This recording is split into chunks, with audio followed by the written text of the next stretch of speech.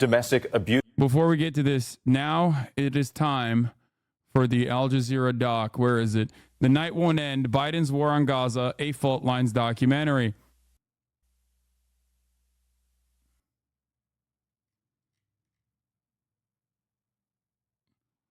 You're not wrong about your tinfoil theory. We're also diverting arms from Israel towards Ukraine as well.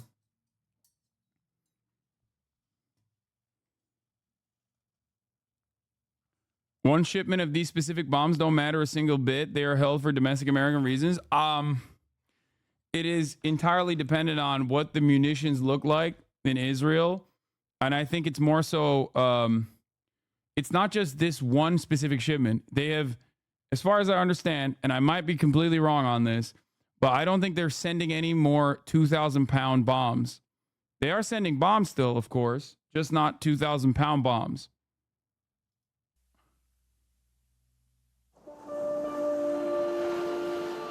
It is definitely for optics, though. لما أقعد بالبحر وبطلع فيه خلص بحس إنه همومنا وجعنا كلها راحة.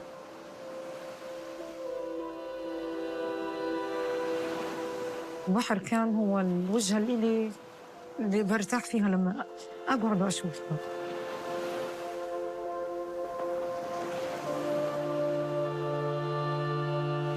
إحنا حالياً رغم إصابتنا والوجع اللي إحنا فيه إنه نضل على قيد الحياة. يعني ممكن شوية النهار يهون علينا لو صار القصف إنه في ضوء وفي نهار وفي شمس.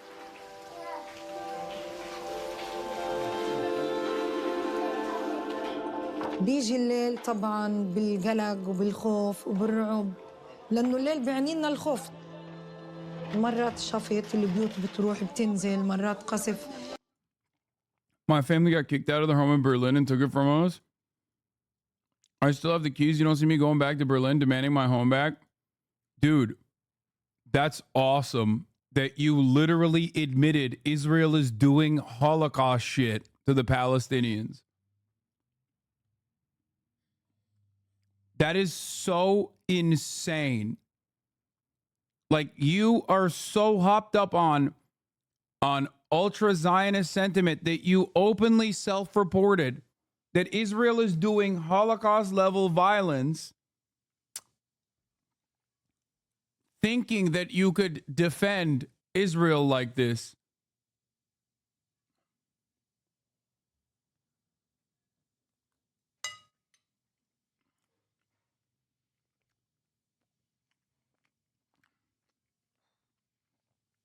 Keep them for rehabilitation. I mean, I'm going to keep them as a pet.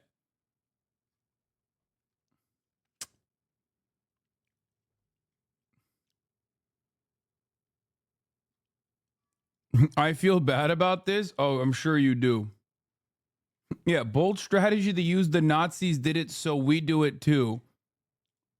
بال16 فدائما أنا أولادي عن نفسي أطفالي عايشين بالرعب وبالخوف. دائما يا ماما إيش بده يصير فينا كيف بدنا نضلنا طيبين. Hiba Salem and her family have been trying to survive Israel's war on Gaza for months. After Hamas's attack on October 7th, when nearly 1,200 people were killed and more than 200 were taken captive, the Israeli government launched an unrelenting war. The destruction and civilian death toll in so short a time has been like nothing the world has seen in decades. The number of victims, the collective punishment, the denial of humanitarian assistance very early on, those violations of humanitarian law, the violations of the right to life, all the instruments that we've established in 1948 so far have proven to be, frankly, useless.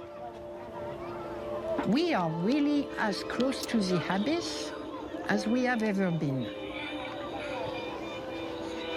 ويعني والله ما بنام طول الليل بضلنا افكر فيهم بطلع على الصور بضلنا اعيط عليهم بنات صغار عمرهم يعني 6 سنين وبنت عمرها 8 سنين من دون ام ايه يعني ايه بكره ايش هالبنت من دون ام ايه يعني كل ما تقول له ماما وين ماما.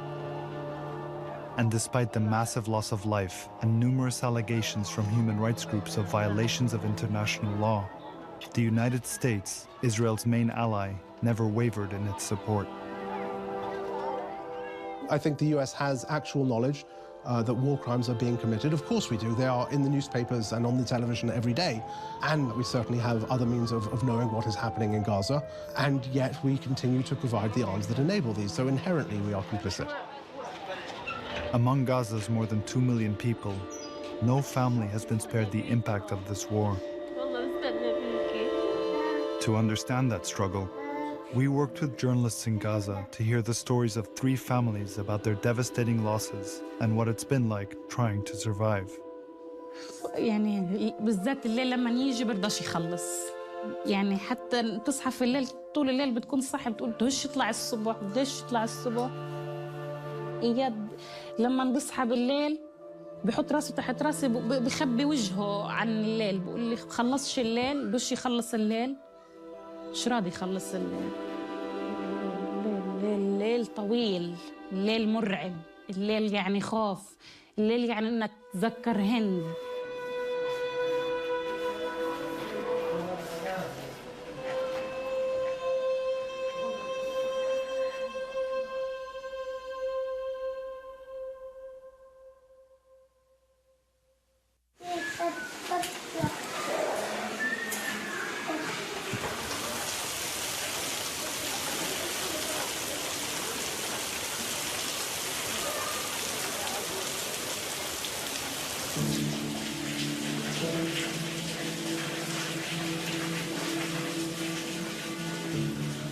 عمريش تخيلت أو توقعت كل الأحداث اللي صارت معنا من أول الحرب لحتى الآن.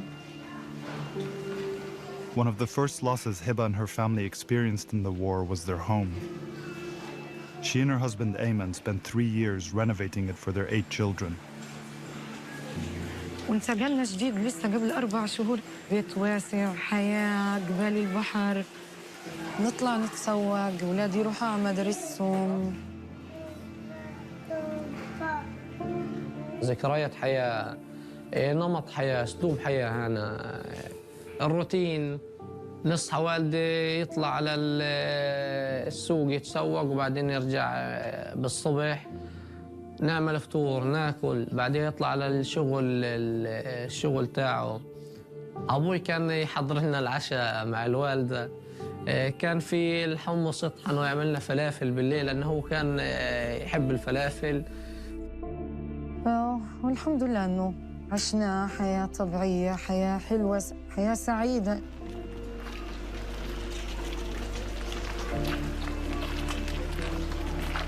يعني إحنا كنا مثلا لو كنا نحكي دائما على سبيل المثال بده يصير حرب، كنا نحكي تصير تصعيد على أسبوع 10 أيام بالكتير، إمطارات مش هتعدي الشهر. والله ما رضينا نطلع من البيت. When their neighborhood in northern Gaza was bombed, they were forced to flee their home in search of safety. They came to stay with relatives in this building, not far from their home.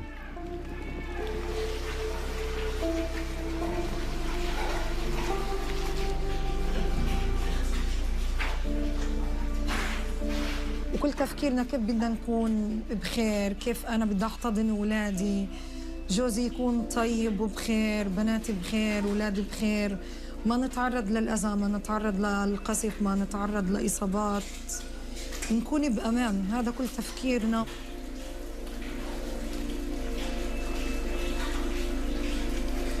نسمع عن النشرة الإخبارية على أمل إنه يكون في هدنة وقف إطلاق نار، وإحنا كنا محاصرين طبعا.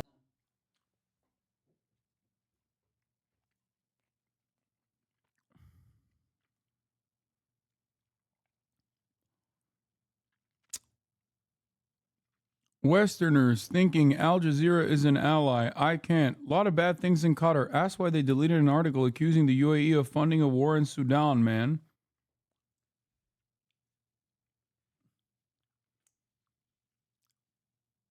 I don't know why they deleted an article. Al Jazeera thriving on Palestinian suffering.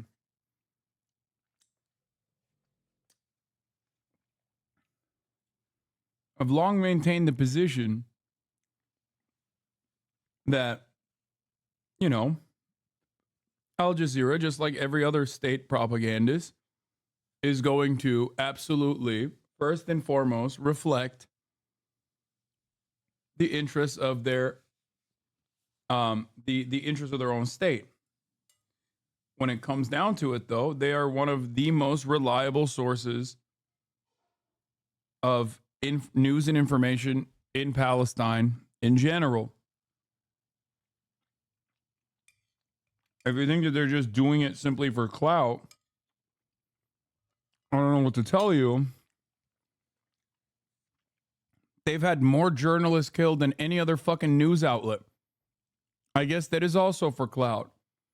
They've had their offices raided and have been completely banned inside of Israel. I guess they were doing that for clout.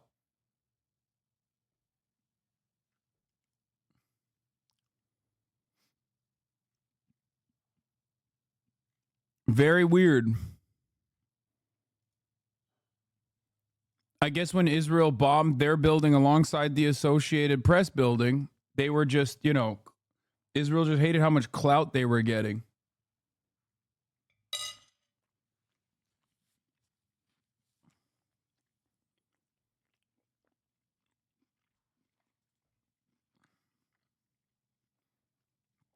He is constantly talking about this shit. Whenever we watch Al Jazeera content, he needs to chill the fuck out.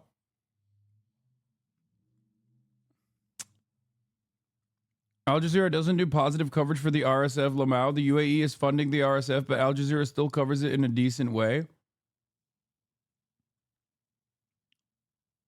Oh, wait.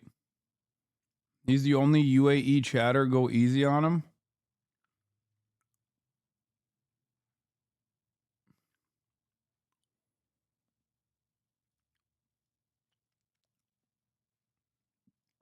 Top of the hour. I don't know. I'm tired of pretending that Gulf gives a damn about us.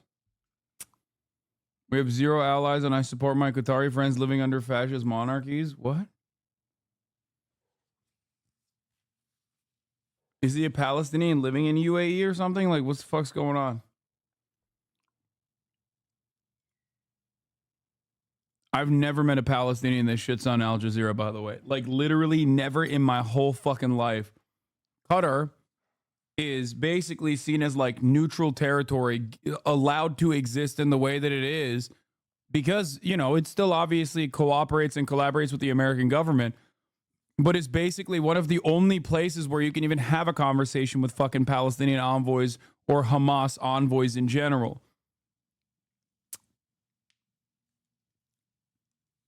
If it didn't, like, what would the Palestinian people have?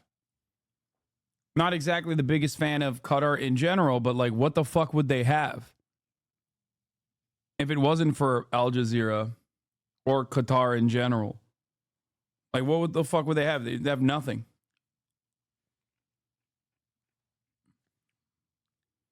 And like I said, from Shireen Abu Akleh all the way to hundreds of journalists that have been slain by the state of Israel, many of which literally either at some point worked for Al Jazeera or were working for Al Jazeera. I've never met a Palestinian person that shits on Al Jazeera. Never. That's crazy. Unless it's like the son of Hamas guy. كان رعب الليل رعب بشكل لا يوصف يعني حتى واحنا نايمين ما ننامش مرتاحين. ننام غفوة زي ما بيحكوها مش انه نوم كامل كمان يعني لا سمح الله صار فينا شيء نقدر نعمل يعني. Their worst fears came true early in the morning of December 11th, when a massive airstrike hit their building. Al Jazeera's cameras captured the aftermath. يعني استهدفت قوات الاحتلال صبيحة هذا اليوم منزل لعائلة سالم منزل يكتظ السكان في حي الشيخ رضوان في مدينة غزة. Like thousands of other buildings in Gaza, it was completely destroyed and hollowed out. Family homes turned to ash and rubble. ما لحقوش يصحوا الناس. ما سمعنا إلا صوت الانفجار دب هزز المنطقة تهزز زي ما أنت شايف كيف. كله سلاح. Heba, her husband and children were injured but survived. However, according to witnesses, more than 100 people were killed. وكتير فقدنا من عائلة وأولاد عم جوزي بنت عمته، كتير فقدنا من العائلة. اتصابنا بناتي تنتين صبايا تصابوا إصابات خطيرة على أساس إنهم أصلاً لما طلعوا شهداء، وابني تصاب بطل يشوف بعيونه، وإحنا تصابنا كلنا بوجع، في ألم، ما عرفنا وين أصلاً بدنا نروح بحالنا أو لمين نلجأ، مين اللي بده يسعفنا ومين اللي بده ياخدنا. اخوتي المصابين اقدر الاقي مكان يقويهم كمان، لانه في من اخوتي ما بيقدروا يتحركوا، يعني البيت كان غير صالح للسكن.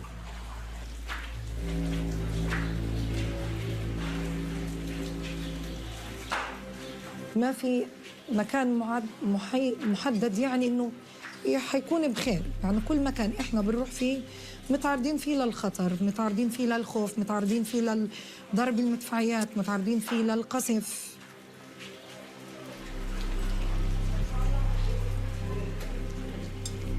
102 names we found were killed in one moment, effectively. But there were also allegations that it might have been 200 people who were killed. This is something we've seen multiple times in Gaza because people are trapped under rubble for a really long time. Air Wars, which monitors civilian harm, has been documenting airstrikes in Gaza.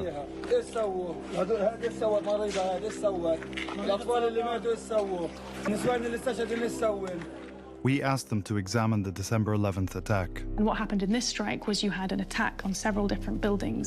So when you go through our kind of investigation, you'll see that we split out all of the members of the family by which home they were in order to understand really the scale of devastation. هنا ينتشل أهالي الشهداء وهم أشلاء مقطعة. Do you know how many children were killed in the attack? So we estimated 50 at least. And how common was this type of attack that you investigated on December 11th? I would say this is one of so many. وامي واخويا واختي واولادي اثنين ماليش غيرهم، واولادي اثنين كمان راحوا. انا اولادي ابني وابني ومرتي وبنتي وبنتي. هذا طفل لا يبلغ عمره ايام، مولود في الحرب. هذا الطفل ايش سوى؟ We have documented time and time again almost 100 people being killed in a single strike. This is the conflict where we have counted more children killed in a single strike than we have in any other conflict, multiple times. كل احفادي نسوانهم واولادهم وجزانهم. نسعى نخبر زي في مجزرة، وين الدول وين العالم تقف معانا تشوف كيف نسوان وبنات واولاد وكلهم مثير. وين كنتوا بتتفرجوا علينا؟ When we all look back and when we finished counting, I think we're going to see it as a typical case rather than the exception.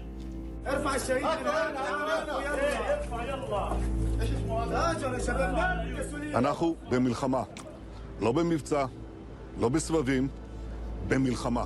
From the beginning, Israeli officials signaled this would be different than previous wars in Gaza. אנחנו מטילים מצור מוחלט על העיר עזה.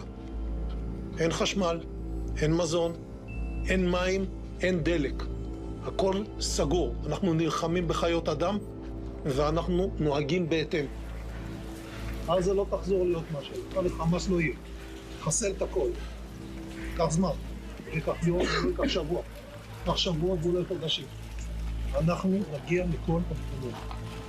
We're at war. We are at war.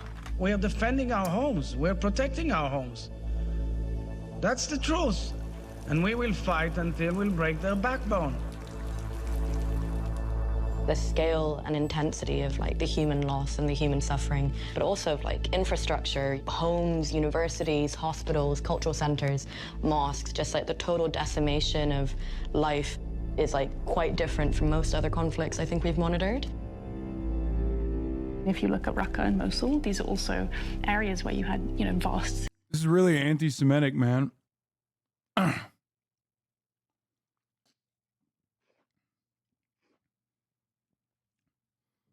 Why are they not saying that killing Palestinian children at an alarming rate, previously unheard of, and destroying cultural artifacts, cultural landmarks, and many like civil society many functioning civil society organizations is actually genocidal.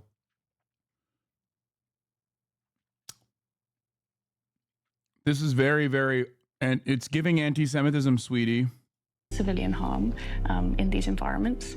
The highest number is still about 250 in those cases, compared to 1,000 incidents just in 1 month in Gaza. What we're seeing now is that this conflict has like decimated the ability of so many families to live normally, the ability of so many families to be able to plan for the future, even to know what the next day holds. كم شهيد عندكم يا حاج؟ كم شهيد؟ فوق ال 120 شهيد. امريكا اللي بتحارب فينا مش صديق. امريكا جيش امريكا كله متآمر علينا، امريكا متآمر معاهم، امريكا مش توقف الحرب، ايش عملنا لها امريكا احنا؟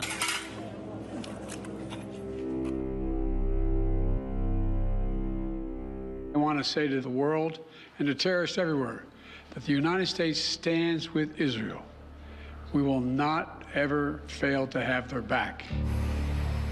As a staunch ally of Israel, the US provides billions of dollars in military assistance.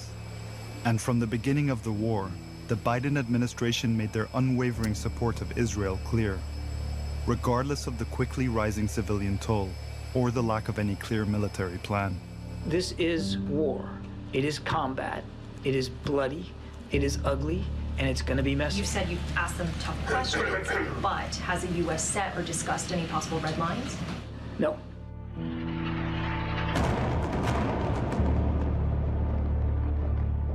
President Biden takes this issue extremely personally, has since the 1970s, sees himself as a committed Zionist. One pretty senior former Israeli official said to me, the US with one phone call could stop the war. They know what the call would look like. The Israelis know what the call would look like. So Israel could not prosecute this offensive in Gaza without US support. But what do we mean by US support, right? We mean bombs, we mean fighter jets. I think in the first month or two, it had dropped 22,000 bombs on Gaza. This, of course, is a territory about the size of metropolitan Las Vegas. That's a level of devastation, as NGOs have noted, that has not been seen since the carpet bombing of Germany at the end of World War II. And I think just demonstrates the lack of attempts to protect civilian life. Josh Paul worked at the State Department for over a decade, overseeing arms transfers to countries including Israel. And within the first days of this war, he was alarmed by what he was seeing. By October 9th, I had written to colleagues within the State Department, senior officials and equals in rank, to say we need to think about this, about how US weapons are being used in Gaza right now. So I continue to see what we were learning from the government of Israel directly itself through sensitive channels, if there were any indications there of any intent on their part to protect civilians. It's wild that this dude was literally the Lord of War. You know, like, famously depicted by Nicolas Cage. We like to think that Victor Boot was the Lord of War. But, like, America has a million Victor Boots. America literally came after Victor Boot because he was, like, encroaching on American territory in its arms deals. This guy is Victor Boot. And he's like, yeah, this shit is actually crazy. Like, we gotta dial it back. Like, what are we doing here? His job was literally giving arms to American allies of the State Department. And by 10 days in, none of that was happening. That was when he decided to resign. It was clear at the point that this was going to be far worse than any previous of the conflicts I'd been in government for. There was also this inability to shift the dial at all. What the United States has been doing by pushing 23,000 precision-guided munitions to Israel since October 7th is essentially letting Israel go forward without having to make hard choices. Why aren't leftists challenging the Nazis that are rehabilitating Hitler and are in resurgence everywhere on Twitter? Wait, what? I don't know who the fuck you're talking about, but it can't be me because I spend a shit ton of time challenging Nazis. Why the fuck would you be asking a question about what leftists are doing on Twitter? Nobody's on Twitter anymore. It's only Nazis on Twitter for the most part.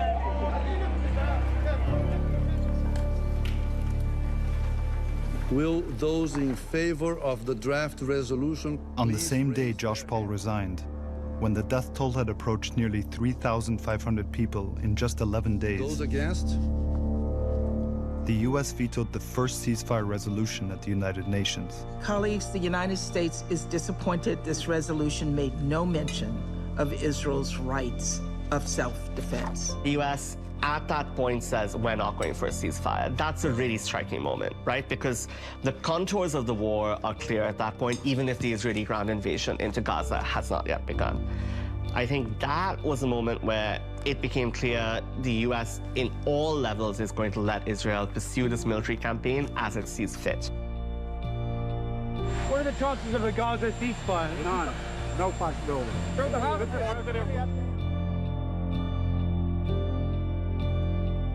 Quienes estén a favor del proyecto de resolución, sírvanse levantar By la mano. December, the U.S. vetoed yet another ceasefire resolution at the UN. En contra. By then, more than 17,000 Palestinians had been killed. And that same month, the Biden administration bypassed Congress twice to transfer more weapons to Israel, a move they defended in the media, even as civilian casualties continued to climb. We want to make sure that Israel has what it needs to defend itself against Hamas. This drew more scrutiny on the use of U.S. weapons and whether or not international law had been broken, particularly when it came to proportionality, meaning that there shouldn't be excessive civilian harm in military attacks, like in this strike on the Jabalia refugee camp in October, where Israel says they were targeting a single Hamas commander, but more than 100 civilians were killed. There are reasons to be concerned that Israel may have a very expansive definition of military.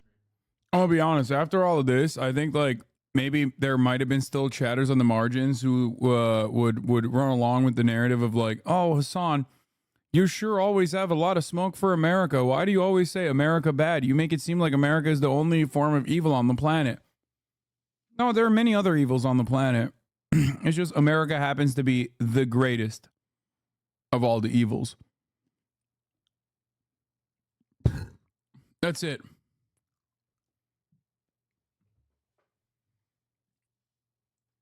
I wonder if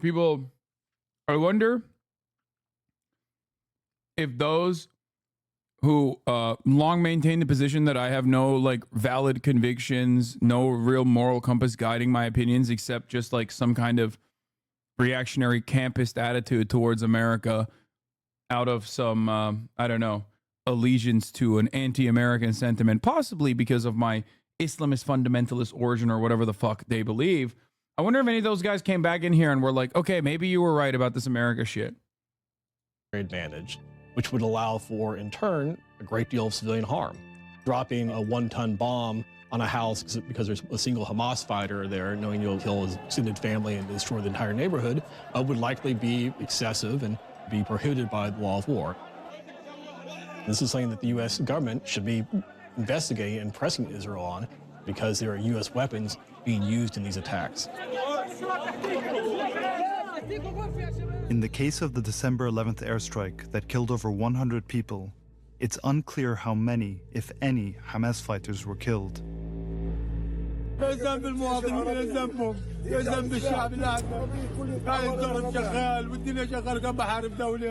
Or in this attack in February, when a prominent human rights lawyer, her father who was a doctor, and most of their immediate family were all killed. The Israeli military did not respond to our request for an interview or our questions about either attack.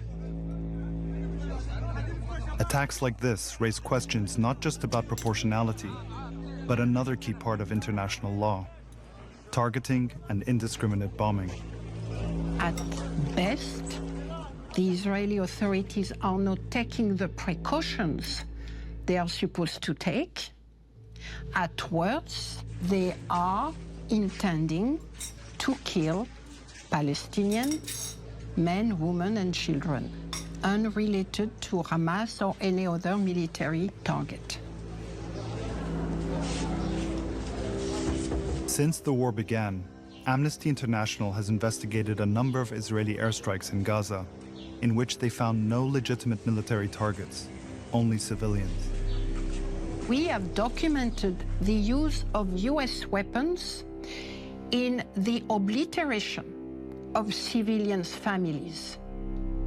That was demonstrated by Amnesty International already in several October strikes, and we have again demonstrated that US-made weapons were used against civilians in January in Rafah. There was no evidence of military targets, and yet the United States and others have continued to sell or transfer weapons to Israel. Those weapons have been used to commit crimes under international law. The magnitude of those violations, the number of violations, the scale of the violations is unprecedented.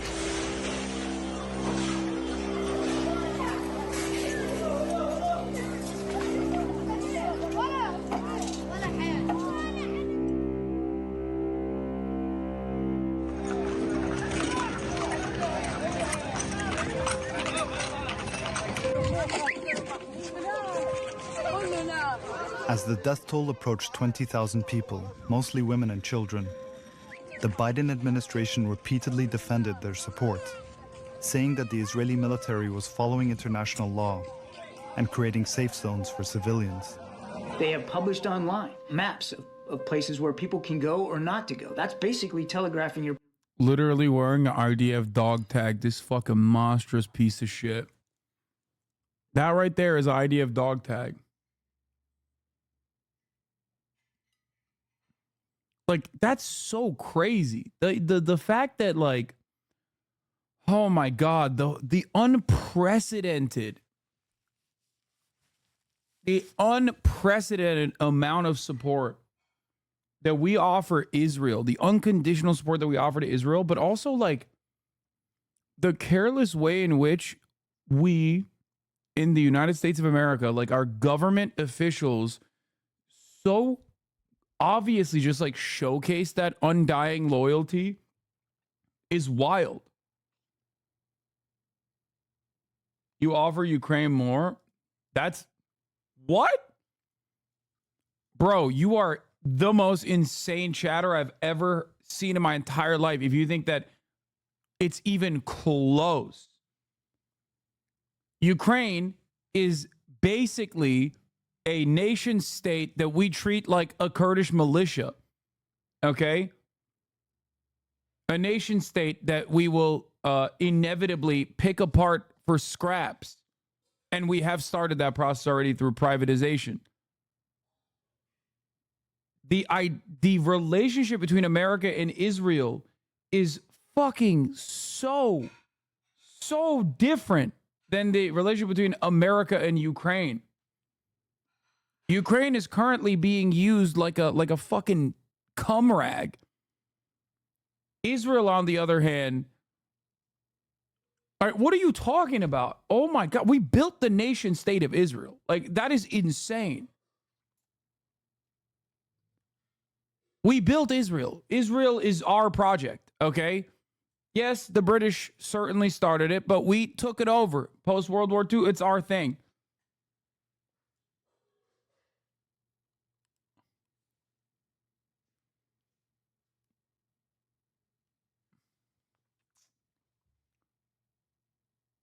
It's so our thing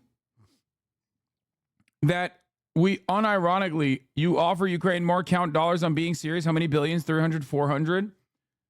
It is so much. It is so our fucking thing. It is so our project. Yeah, Israel's got about 70 years of worth of funding on Ukraine. It's not even close, dude. FU, Israel is independent. U.S. is just allied. Oh, yeah? If that's the case, why am I paying for your defenses every year? Why am I paying so that you can, I don't know, do whatever the fuck you want in the region? If it's so goddamn independent, why am I paying for everything? Why are we paying for Israel to exist in the violent ways that it does? Why are we doing that? If it's so fucking aligned, but like it's just an ally simply, then let's shut off the money faucet, bitch. See how it works. That's what I'm saying. Shut the motherfucking money faucet off then. It's just it's just an ally, bro. Chill. All right, BDS then. Let's see how it works.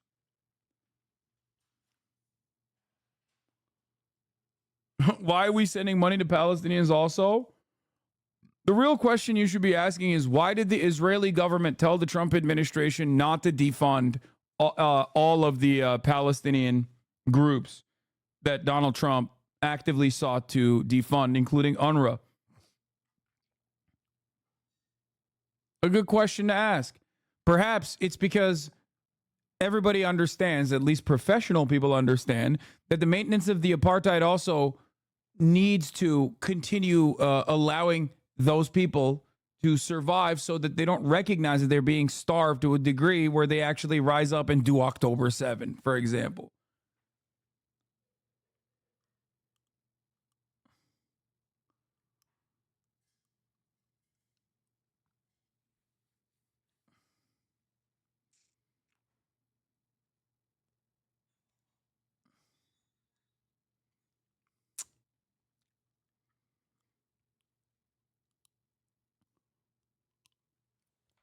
Yeah. BDS is literally anti-Semitic. Dude, there's 20 minutes, dude. There's 20 fucking minutes at the top of the hour, okay? MS-13 is from Los Angeles. He sees everything. BDS is literally anti-Semitic. Wait, what?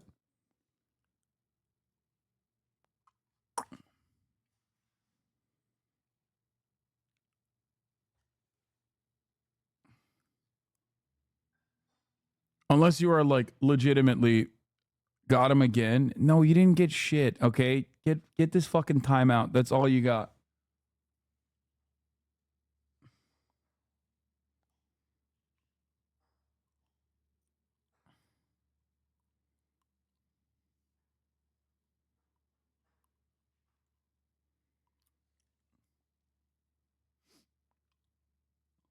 Isn't a large portion of the money we send to Ukraine forced to be paid to U.S. weapons manufacturers for outstanding loans?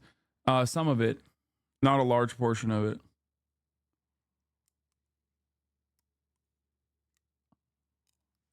And also, Ukraine is fighting against a fucking larger nation state that has the capacity to like completely destroy its defenses and have permanent air superiority.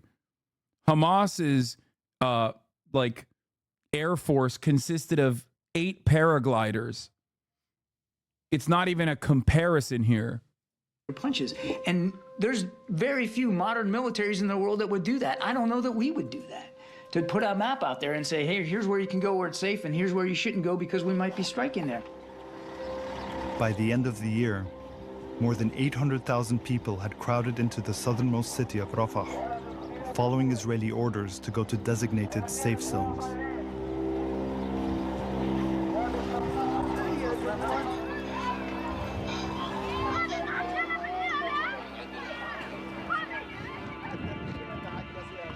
اتصلوا علينا بالصوانات، بعثوا لنا المخابرات الإسرائيلي، بعثوا لنا الصوانات، اطلعوا إلى الجنوب، اطلعوا الجنوب. When our team in Gaza met Abdullah al-Ghaf, he and his daughters had been living in this small tent in Rafah for about 3 weeks. Before coming here, they were sheltering in the nearby city of Khan Yunis after fleeing their home in the north. عشت بيجي شهر بخان يونس، عشنا معاناة كتير صعبة، ما لقناش اللي طحين يا أولادنا، الأكل ما كناش نلاقيه يا أولادنا، ما كانش في إشي موفر. الصبح بالليل ناموا معي أولاد، الصبح بدري أكلوا معي وانبسطوا معي وكل إشي. اللي هو الولد الصغير بقول لي يابا، بقول له نعم يابا، قال لي يابا بدي بسكوت، بسكوت وطعمر كنت أجيب له. رحت اجيب له بسكوت بطامر، طلعت على السوق اجيب له.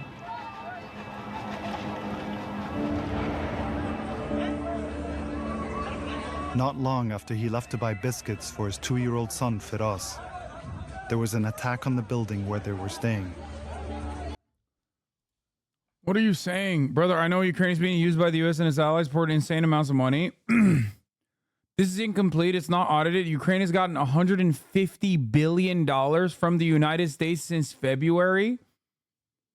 $150 billion? No, dude. Ukraine has gotten a shit ton of money since the Russian invasion, or a shit ton of money worth of weapons. Not from the U.S., from the U.S. and EU. What are we talking about, U.S. and EU? We're talking about the United States of America currently and its involvement with Israel. That's how the conversation started. You said Ukraine has gotten more aid from the United States than Israel. I told you that that was crazy. You're out of your fucking mind, especially comparing, especially if you adjust to inflation. The amount of aid just on weapons alone that America has given Israel is like $300 billion. Okay?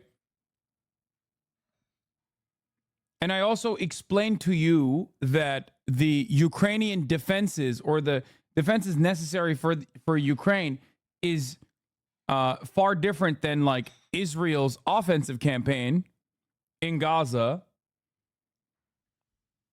Because guess what? Ukraine is not doing a fucking, open... Ukraine is not engaging in a barrel shoot against a starving population that is 50% children in the same way that Israel is. Ukraine is trying to defend itself against a larger military force that is significantly more powerful. So yes, the defense is necessary in that circumstance. It will be far more costly, far more expensive. Abdullah's daughters can be seen here in this video from the Red Crescent. انا كنت قريب الشظايا طاروا علي الشظايا صاروا انا من حب ما بقول لك سمعت الهواء ربنا حسيت قلت يا رب استر اولادي يا رب استر اولادي. His wife Miriam was one of at least 11 people killed in the attack, along with Firas.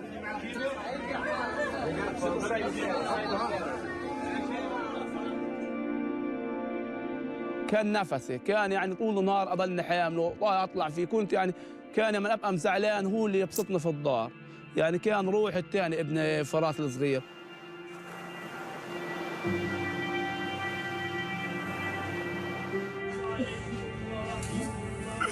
جبت لك اياه يا ابا اللي بدك اياه خليه معك خليه معك. يوم حطيت البسكوت بكفن الولد كان شعوري يعني حزين كثير ما كنتش يعني مخي كان طاير من كتر الزعل. And the alliance of both nations, but it's likely to continue to grow with Hezbollah's current military action. It's not different from proxy states.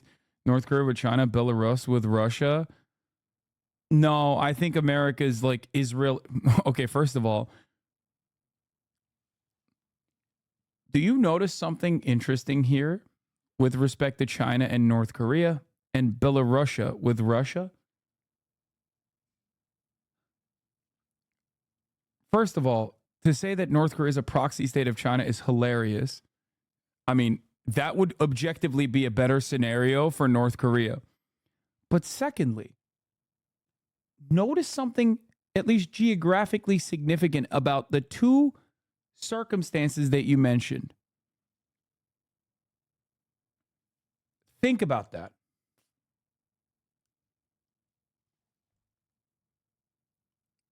It's Belarus, sorry.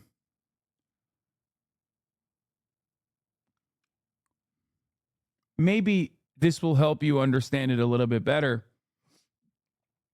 Okay?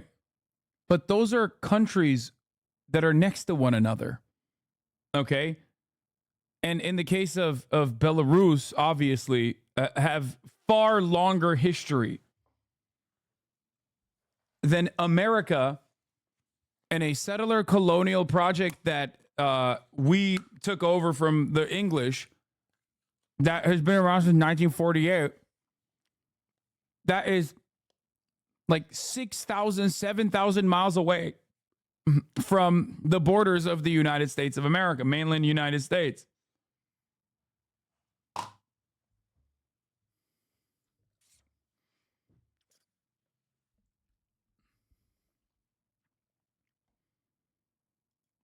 يعني ايش تجيب البسكوت الولد ما تلاقيش ابنك تلاقيه نايم تمه كله رايح تمه من هنا هيك كله رايح الولد يعني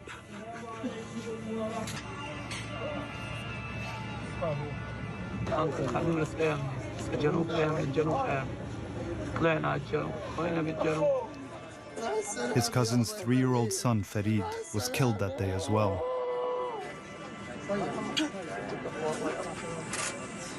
Abdullah's 2 daughters, Nagham and Wadad, survived, as did his oldest son, 8-year-old Muhammad, but he was injured. بقول يابا كنا قاعدين نلعب انا واخويا فراس قاعدين وامي كانت واقفه على باب الاوضه وما درينا الا شيء خبط بالحامة انفجار قوي في الدار الا شيء اسمر صار وبقول لي ما دريت الا جوز خالته الصاوم وبقول لي امي ارتمت على الارض واخوي صار الدم ينزل منه هيك صار يصوت وما بعدين ما بقول لي ما حسيت بشيء. As the new year began, Gaza's hospitals, including Nasser Hospital where Muhammad was treated, were already under attack and barely functioning, with fewer and fewer supplies and more critical patients.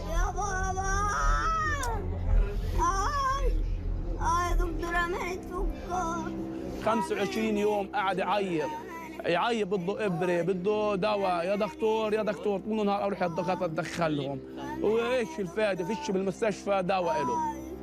والله بيجعني كسرة معي كسرة معي تخلي كم قد وقتك وتروح وبسيك ان شاء الله بدي اروح لغاها. باي حبيبي. Unable to get the treatment Muhammad needed in Gaza, Abdullah was finally able to get permission for his son to be evacuated to Egypt. But by then, it was too late.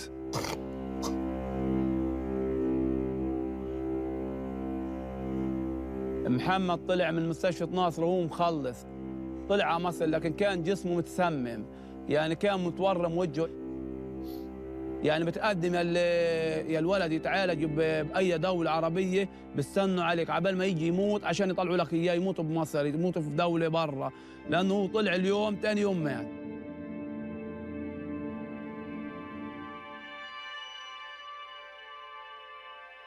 اليوم فيش عندهم ولا في نتفه امان ما هي نحن في الجنوب بضربوا. 2023 10-8 Israeli Twitch chatter. Now that they've kidnapped some kids, the average age there is less than 18. Okay. I will never forget seeing this chat message as I was first hearing about 10-7.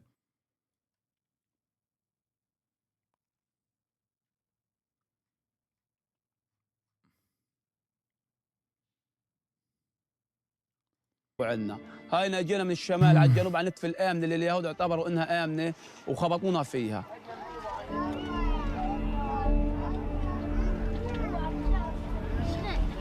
Attacks in the south, like the one that killed Abdullah's wife and sons, continued as more people fled, looking for safety.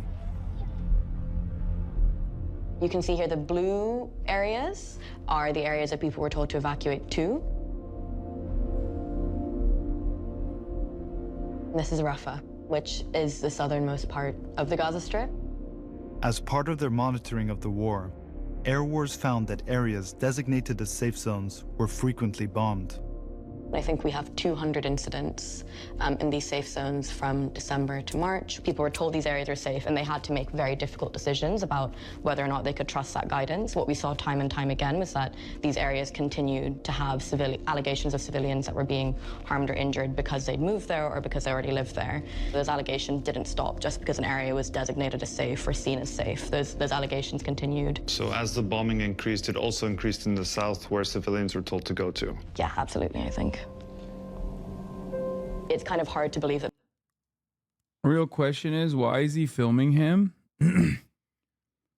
I don't know if you noticed this, but this is a question that I'm not saying this chatter is operating on this boundary, but like this is a question that like pro-Israeli people say all the time, cynically. I don't think this person is saying it cynically. Okay, maybe he's genuinely confused. So let me give you the reasoning. It's because nobody fucking sees the humanity of Palestinians.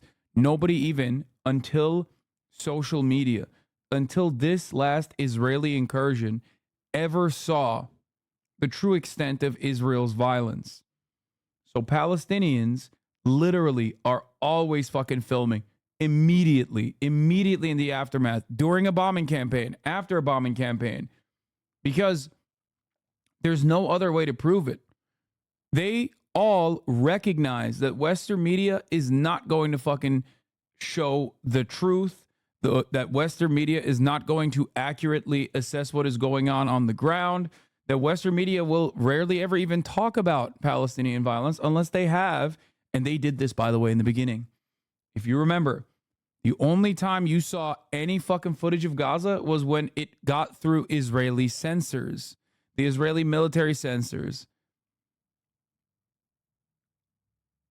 The only time you ever saw violence was when there was a fucking Israeli IDF brigadier, rear admiral, general, whatever the fuck, sitting next to Jake Tapper, contextualizing why that violence had to happen. That's the reason why they're documenting their own genocide, because no one else can do it. International organizations can't go in there because Israel will kill them. Israel has killed their own allies. Israel's killed their own fucking... Israel has killed their own soldiers. Israel's killed their own hostages. Of course, Israel kills everyone. The entirety of the Gaza Strip is basically one Detroit-sized kill zone.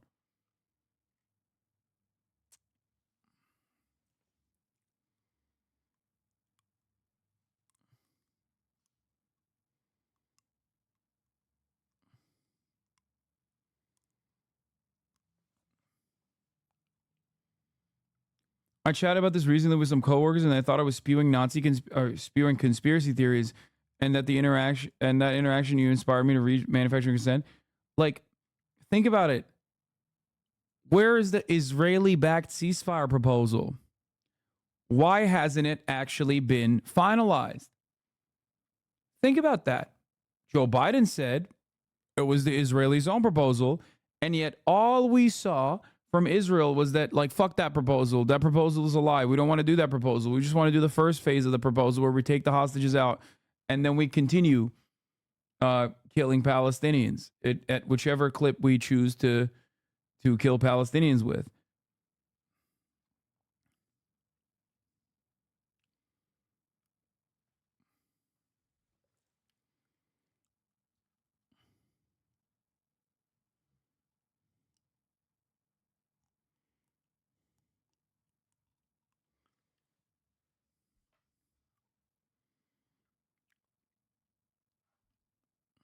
That there's any pocket or any part of Gaza that is safe for civilians to either move to or be in.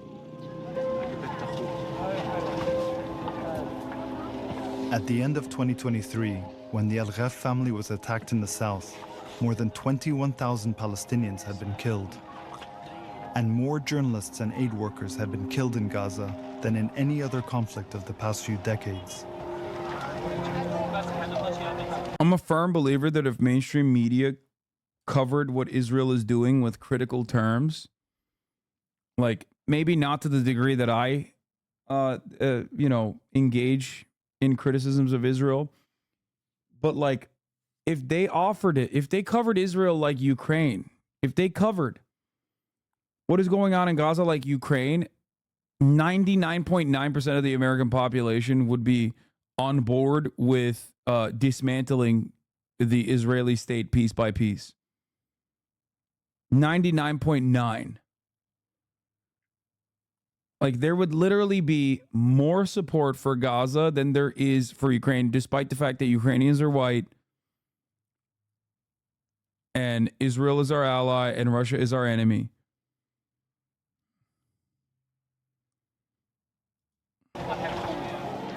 By then, the Israeli government had also continued to restrict humanitarian aid, and starvation had begun to spread in the north.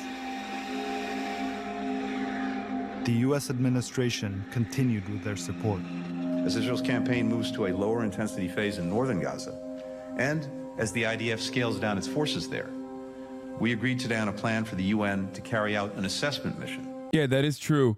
What's his face? Yair Lapid said this. If the media is objective, it serves Hamas. Are you missing the Islamophobia? No, dude. I'm telling you, the amount of bloodshed and the amount of death caused by what Americans still view as like an ally and not a part of the American security apparatus, but a foreign nation nonetheless. I mean, sure, the evangelicals wouldn't be on board with it, so 99.9% is like actually crazy. But yeah, there would be more support because of the atrocities, because of how unimaginable the violence is, and because of the percentage of the civilian population that's been ruthlessly slaughtered, and the demographics of said civilian population, because Gaza is 50% children before October 7. Okay? Yeah, you would see numbers closer to what you see with the under 35 demographic, who are primarily getting their news from independent outlets like this one, and independent outlets like and independent journalists, and also social media. Okay? The under 35 demographic that sees 3-minute ad breaks at the top of the hour. That demographic knows that if they subscribe for $5 or for free, they won't see the ads at the top of the hour.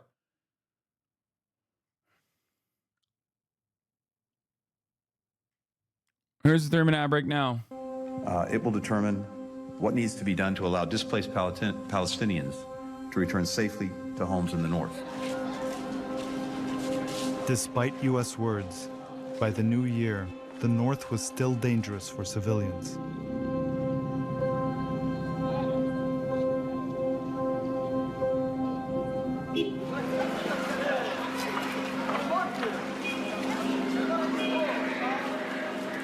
وكانت غزة بالنسبة لنا يعني كثير قلنا بدكم تهاجروا بدكم تطلعوا من غزة ما كناش نفسنا انه نهاجر لانه احنا كنا عن جد حاسين حالنا في بلدنا وقاعدين ومبسوطين فيها يعني اهلنا حوالينا شغلنا حوالينا اولادنا حوالينا بنكبر مع بعض وعايشين كل الظروف كنا عايشينها حلوة مع بعض.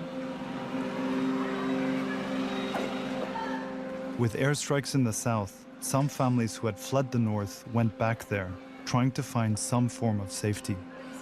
Like Wissam Hamada. After fleeing to the south on orders from the Israeli military, she and her husband were separated. أبويا وزوجي كانوا بسيارة تانية ما قدروش يصلوا للمكان اللي إحنا وصلنا له من شدة القصف. فمن الخوف صارت أمي تحكي لنا اكتبوا يما أسماءكم على إيدكم لو استشهدتوا يعرفوا أنتوا مين. أنا حكيت لها في هذا اللحظة من حد ما حكيت لأمي هذا الإشي حكيت لها أنا يا أمي بدي أخذ أولادي وأرجع على غزة عشان لما أستشهد يعرفوا إني أنا وسام حمادة. She came back to the north with her 2 children, Iyad and her 6-year-old daughter, Hind.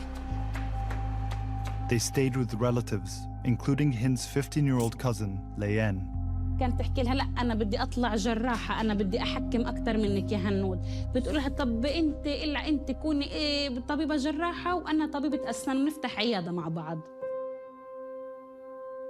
But in the north, safety was impossible to find. Late on January 28th, there were heavy attacks by Israeli forces in Gaza City, near where Wissam and her children were staying with relatives. أمامنا أحزمة نارية بشكل مرعب جدا لدرجة النار تخش على البيت اللي إحنا فيه. حاولنا نتوسط المنزل وبطلع في هنود بحكي لها يا هنود تعالي نامي عندي. هي مغمضة عينيها وأنا أطلع فيها أقول يا الله يا إمي ما أحلاكي معقول بدك تسيبيني يا هنود. The next day, the family decided to leave once again in search of safety. It was cold and raining hard. Wissam's uncle Bashar left with his wife and children, including Layan. Hind went too. حكى أنا بدي أخذ أولادي وأولاد بنت أخويا أحطهم في السيارة ونتوجه لمنطقة أبعد من المنطقة فيها وبدي أرجع أخذكم. فحطينا أولادي في السيارة، يد نط من السيارة بدوش يروح.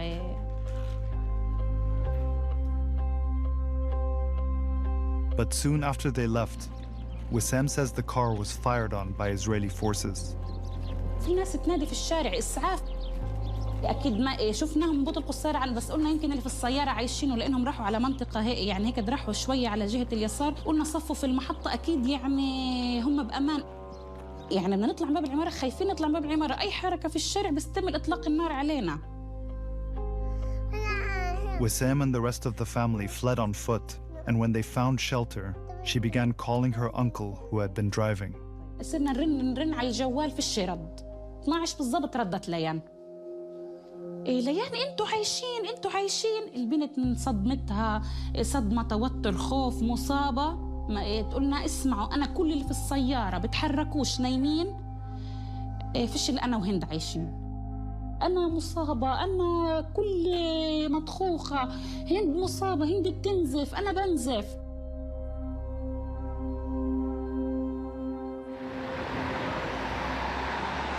Eventually, relatives were able to reach the Red Crescent in Ramallah to see if their team in Gaza could send an ambulance.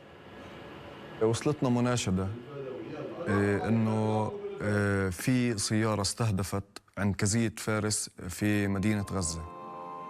When Omar called, it was Layan who picked up. الو مرحبا عمو. الو مرحبا. الدبابة جنبي. انتوا متخبيين؟ في السيارة، احنا جنبينا الدبابة. انتوا جوا السيارة؟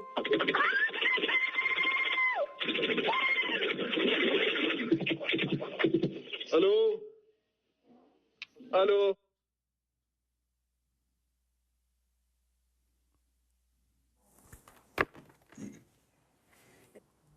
بنتي تموت معك على التليفون. أنا فصلت، يعني وصلت مرحلة إني أنا صار معي قط. يعني بالنسبة إلي أنا مدرب مهيأ لهيك شيء، بس يوم توصل لمرحلة طفل شوي هون المشاعر هيك بتفوت ببعض كلها صراحة. بعد ما رجعت رنيت على التليفون على نفس الرقم اللي ردت علي ليان عليه. الو. هون اختلف الصوت علي، بسألها بحكي لها البنت اللي كانت تحكي معي وينها؟ هون حكت لي ماتت. هون أنا حكيت مع مين؟ مع هند. انت تخبي، انت وين موجودة بالضبط؟ في السيارة. انت في السيارة قاعدة؟ طب تخبي تحت الكراسي، ما تبيني بالمرة. After a few minutes, Omar asked other colleagues to help and speak with Hind. الدبابة وين؟ الدبابة جنبكم؟ ما عم تتحرك ولا واقفة؟ نزل حدا منها؟ لا تتحرك؟ طيب هي بتتحرك جنب السيارة ولا هي جاي من ورا السيارة أو من قدام السيارة؟ من قدام السيارة. هي جاية عليكي من قدام السيارة الدبابة؟ نعم. قريب كتير؟ كتير. وعم تمشي؟ نعم. As the Red Crescent dispatchers spoke with Hind, colleagues were trying to get an ambulance to her, something that would require coordination with and approval by Israeli authorities. حبيبتي صدقيني إنه عم نعمل في تنسيق إن شاء الله يزبط. Usually ambulances in the whole world, once they got the call, they directly dispatch the ambulances and send to save people's life. Unfortunately, this is not the case in Gaza. Nor in the West Bank, by the way. Ambulance systems that operate for Palestinians have to engage in what is known as deconfliction, which is what the World Central Kitchen aid organizers also had done. They have to get prior approval from the Israeli military in order not to get fucking slaughtered. Sometimes, or oftentimes, Israel still chooses to slaughter them regardless, as is what happened in this circumstance.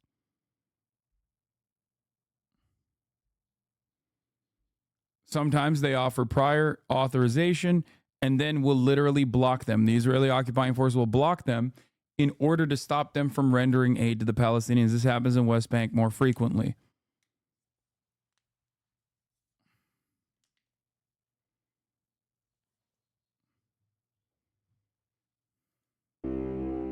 Any area that there is Israeli occupation forces, Israel considered as it is a military zone. That means even if there is wounded people, people who... Remember, when you listen to the story of Hind, remember that one chatter who said, Israeli tank doctrine. You just haven't read Israeli tank doctrine.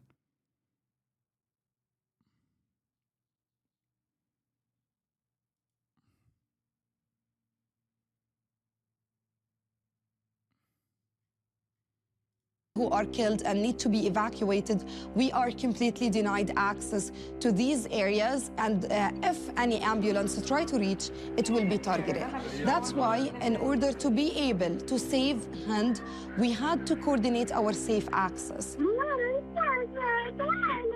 While they waited for approval, the team continued to speak with Hind.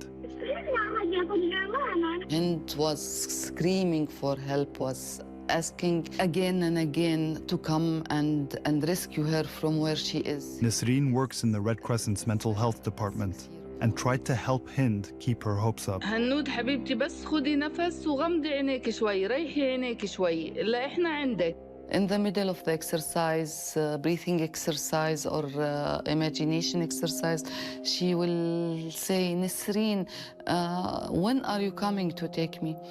And this has continued on and off all the time, trying to take her direction out of the car, out of the victims around her, out of her murdered family around her. The smell of the blood, can you imagine with me that a 6-year-old is afraid, is hungry, is thirsty, smells blood around her all the time. Dark is coming on soon, and only the phone is her hope. My voice, Rena's voice, Omar's voice, my colleagues, was her only hope. Eventually, the Red Crescent was able to connect Hind's mother onto the phone with them.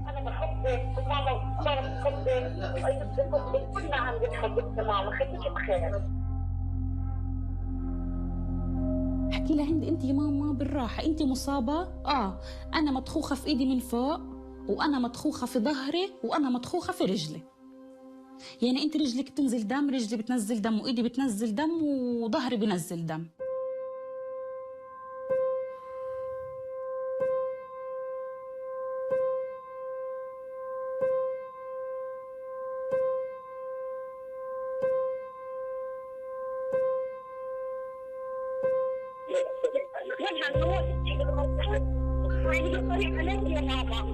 Finally, nearly 3 hours after requesting clearance, the Red Crescent says Israeli officials gave the approval for the ambulance to go to the scene and provided this map with an approved route. We had to wait almost 3 hours until the green light was given. So they sent a map with a route, which means it identifies exactly which route the ambulance should take. And once we received the green light, the ambulance was dispatched. أحلى خبر في الدنيا من عمو عمر. هند، هنود، هي دقيقة واحدة بتكون السيارة عندك، بس بتمشي شوي شوي. محطة فارس، وين وصلت؟ The 2 paramedics who started driving to the scene were Ahmed al-Madhoun and Yusuf Zeno. By the time they left, the sun had set. شايف السيارة أنت؟ مش شايف مشغل السرينة واللواح؟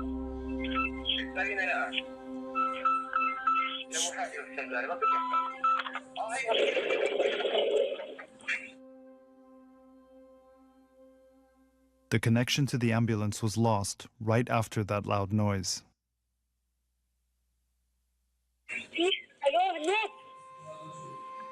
يا زينب هند بخير؟ الحمد لله الحمد لله بخير هي بخير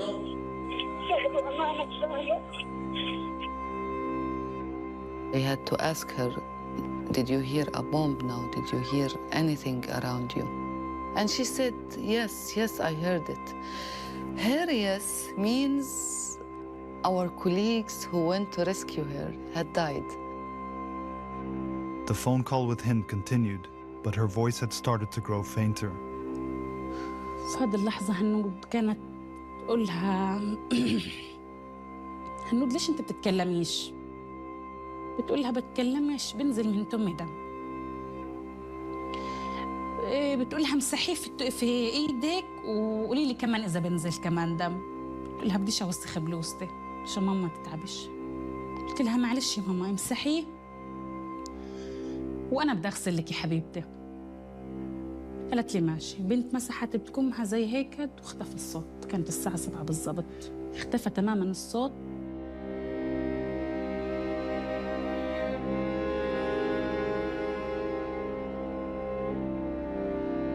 قعدنا في المستشفى بيتنا في المستشفى وانه نستنى عدها اجى الهلال عدها اجى الاسعاف.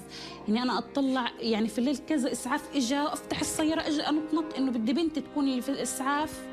ما اجاش الاسعاف.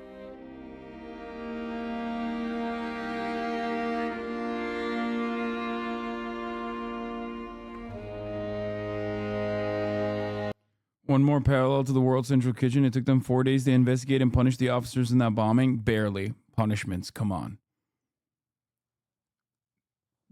I think they literally told two people. Why was I unbanned? Dude, what? Here, take a day off again, dumbass. They didn't actually fucking punish people. They just pulled them off the front line. And it's been 6 months, and the IDF's latest investigation statement is that they weren't even in the area of Hind. Just outright denial of what everyone knows. Yeah. They lied in the immediate aftermath of it, or they didn't even cover it until it became a big issue. Then they just basically said, no, it wasn't us. And then they investigated. By the way, the American government keeps getting asked about this particular assassination, this murder, okay? And the American government keeps saying, we're looking into it. Israel is actually, we have all the confidence in the world that Israel is actually conducting a serious investigation into itself, into its misconduct. Yeah. Forensic investigation reveals Hind Rajab's car was hit with 355 bullets and finds it not plausible that the Israeli tank couldn't see children inside the car.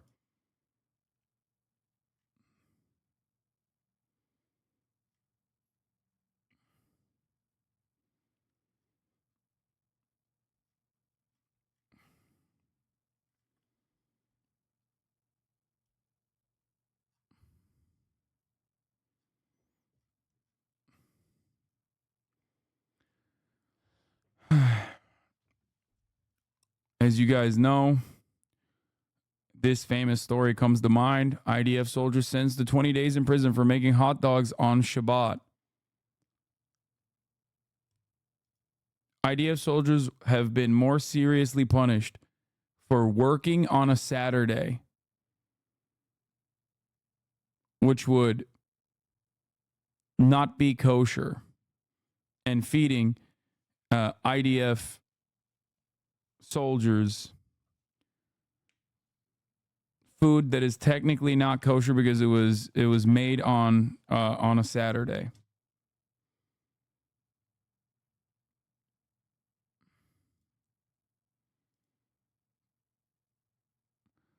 An Israeli airstrike near the Latin Church in Gaza today slaughtered Palestinian football player Ahmed Abu al-Atta and his family. That was 9 hours ago. The stories that you are watching are simply ones that we have information on, or ones that like we have hyper focused on. But stories like Hind's happens on a regular fucking basis. Like, every day there are at least a dozen more stories like this one. And that has been happening over the course of the past 9 months.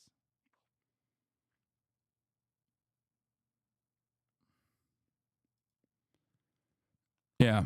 Border checkpoint, you can see a car going through and ramming some of the police. Accidentally, a stray bullet found its way into the van. This was a 3-year-old that was murdered. This is a different story.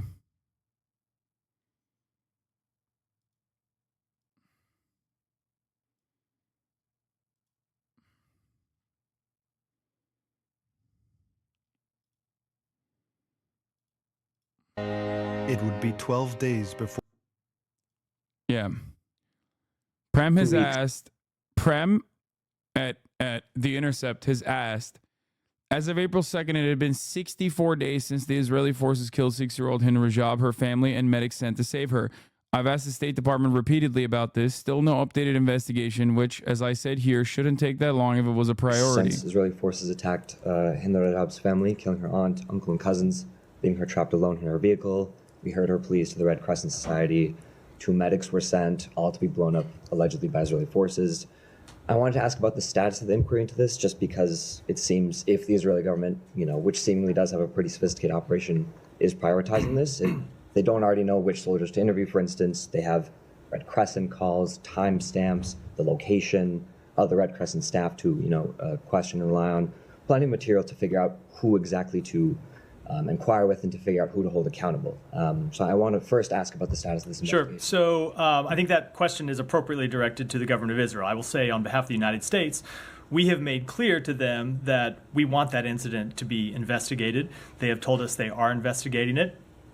It's our understanding that investigation is not yet complete. Should direct questions to them about where it stands, but we want to see it completed as soon as possible. And as I said from this podium several days ago, if accountability is appropriate, we want to see accountability put in place. I'm going to follow up to that before the second one was just similarly with regards to Al Jazeera cameraman Samir Abu Daka being left to bleed out, while Israeli forces reportedly stalled medics from reaching him. I know that previously you have said there's investigations into that. That was in April. The American government is still, as far as I understand, looking into it, or at least letting Israel look into it. For Hind and the 2 paramedics' fates were confirmed when Israeli forces left the area and civil defense workers were finally able to make their way to the site. This is what was left of the ambulance that tried to get to Hind. We spoke with 3 civil defense workers who went to the scene that day. لقينا بعض العظم جمجمة وفقرات وحوض والجمجمة الثانية حتى ما لقيناهاش مبين إنه مكان استهداف.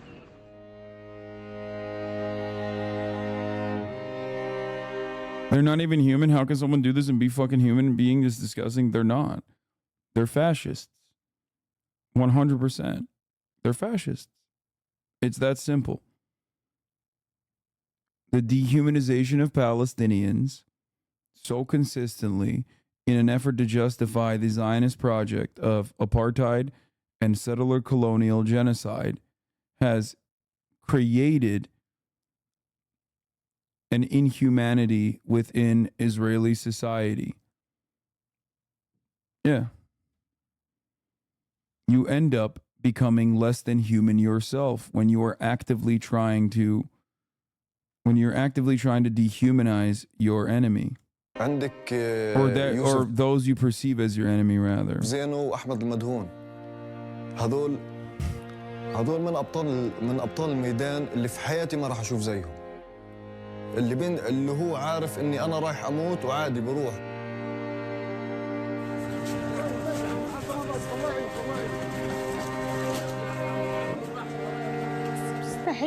مستحيل حد يكون انحرق قد ما كنت أنا أسمع في صوتها وهي تحكي تعالوا خدوني مش قادرة أصل لبنتي. صعب كتير صعب والله أصعب شعور في العالم إني أسمع بنتي بتقول لي تعالي خديني ومش قادرة أوصل لها. يا حبيبتي يا ماما والله ما قدرت أوصل لك، سامحيني سامحيني يا حبيبتي.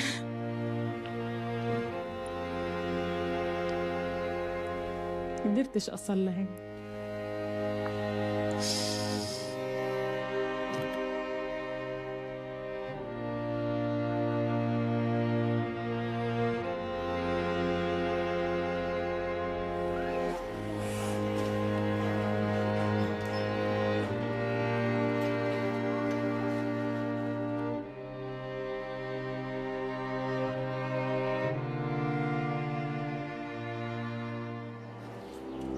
The Israeli military did not respond to our questions regarding the attack on Hind and her relatives, but in previous statements have said that their forces were not in the area that day.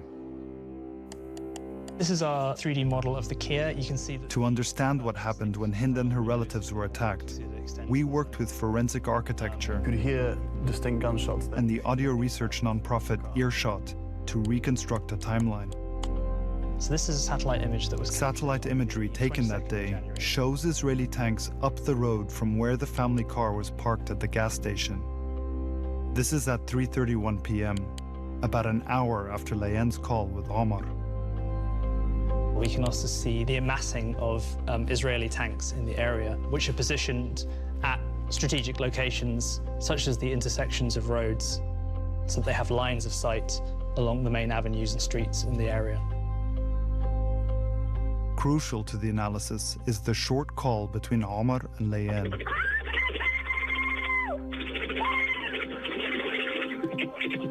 We hear a total of 64 gunshots fired in just 6 seconds.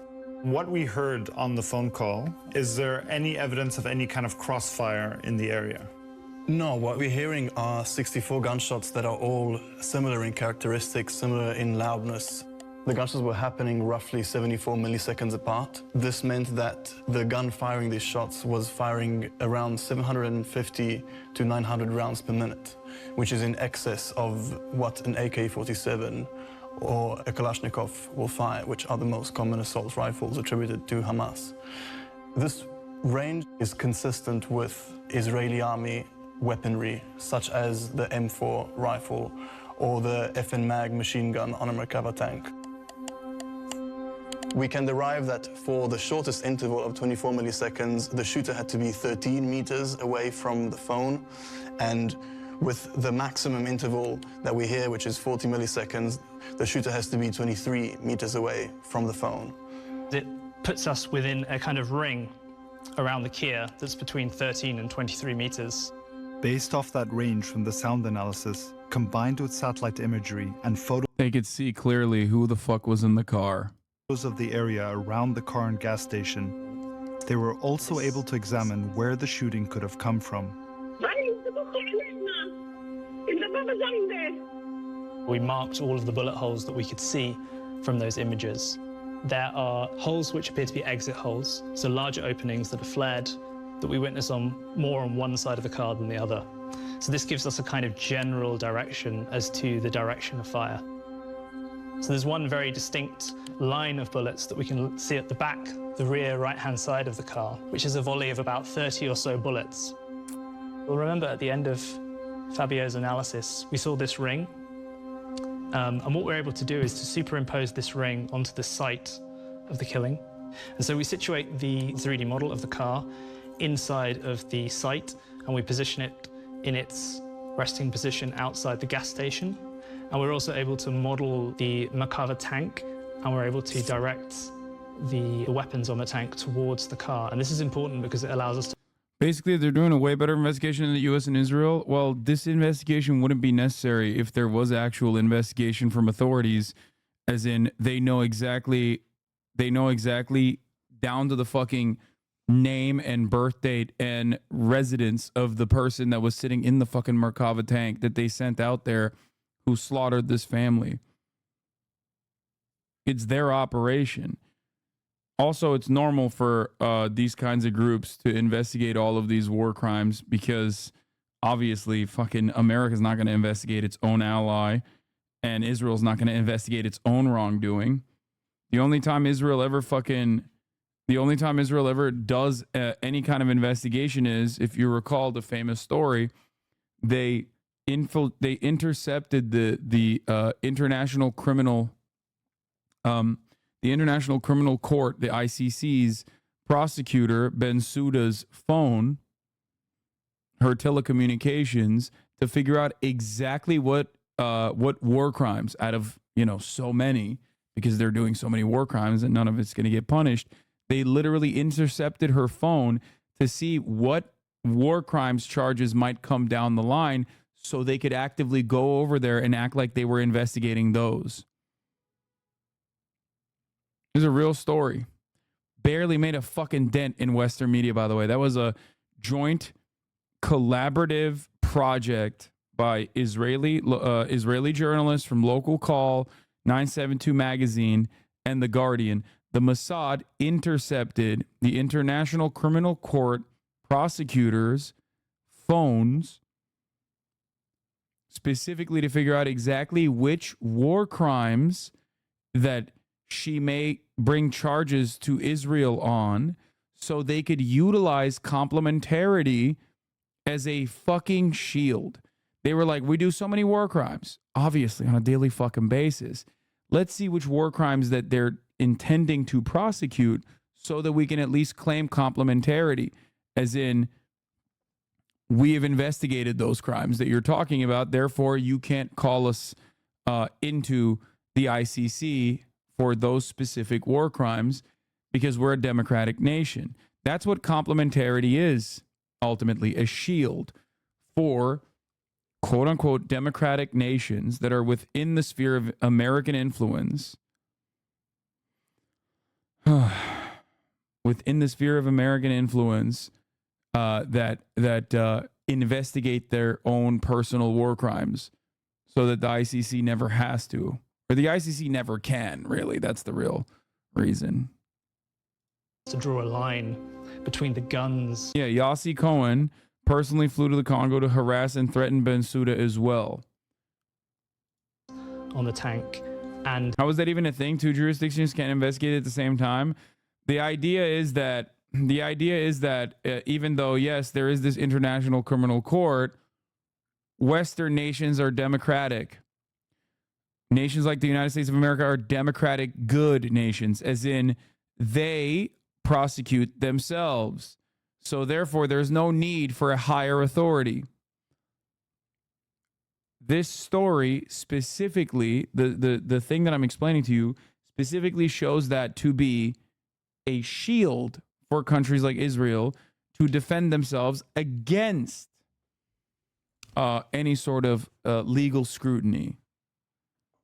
We have complementarity. We are a democratic nation. We actually look after our own war crimes and investigate our own war crimes, and we punish our own war criminals.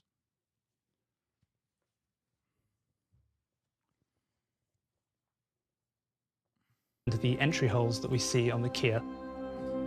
So based on positioning the tank in hundreds of places within that ring of 13 to 23 meters, we find that there's a position immediately to the south of the Kia, which appears to be the most likely position of the shooter for this recording.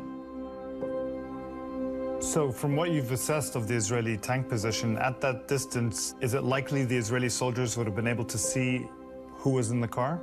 We think that it's very likely that they would have been able to see who was in the car, because we know that these tanks are fitted with optical equipment which allows them to see for many kilometers.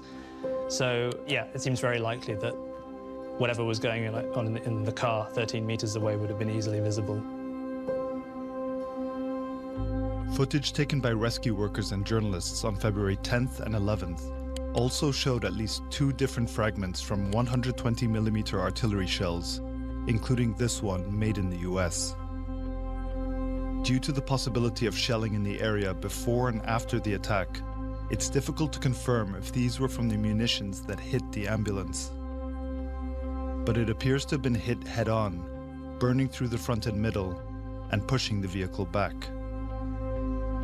So there's a likely scenario that the anti-tank missile went through the front of the ambulance, and then exited through the back and then pushed the ambulance backwards, as indicated by the markings that we can see on the road.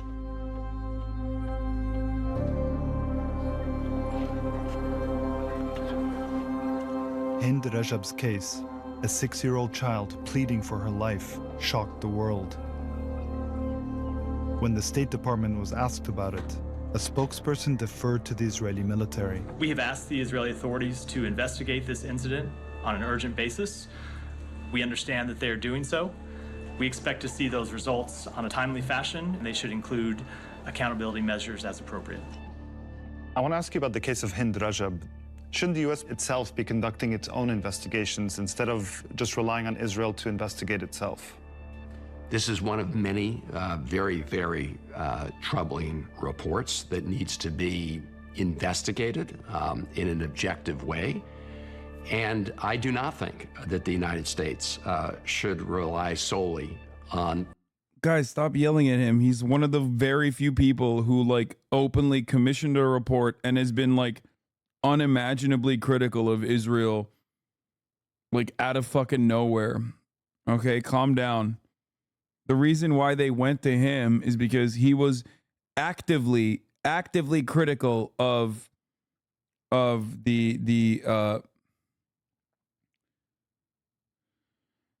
actively critical of the American State Department report that just left a lot more questions than they actually answered in terms of Israel's conduct. The information that's provided to the U.S. government by the Netanyahu government regarding these allegations, whether it be in this particular case or many other cases.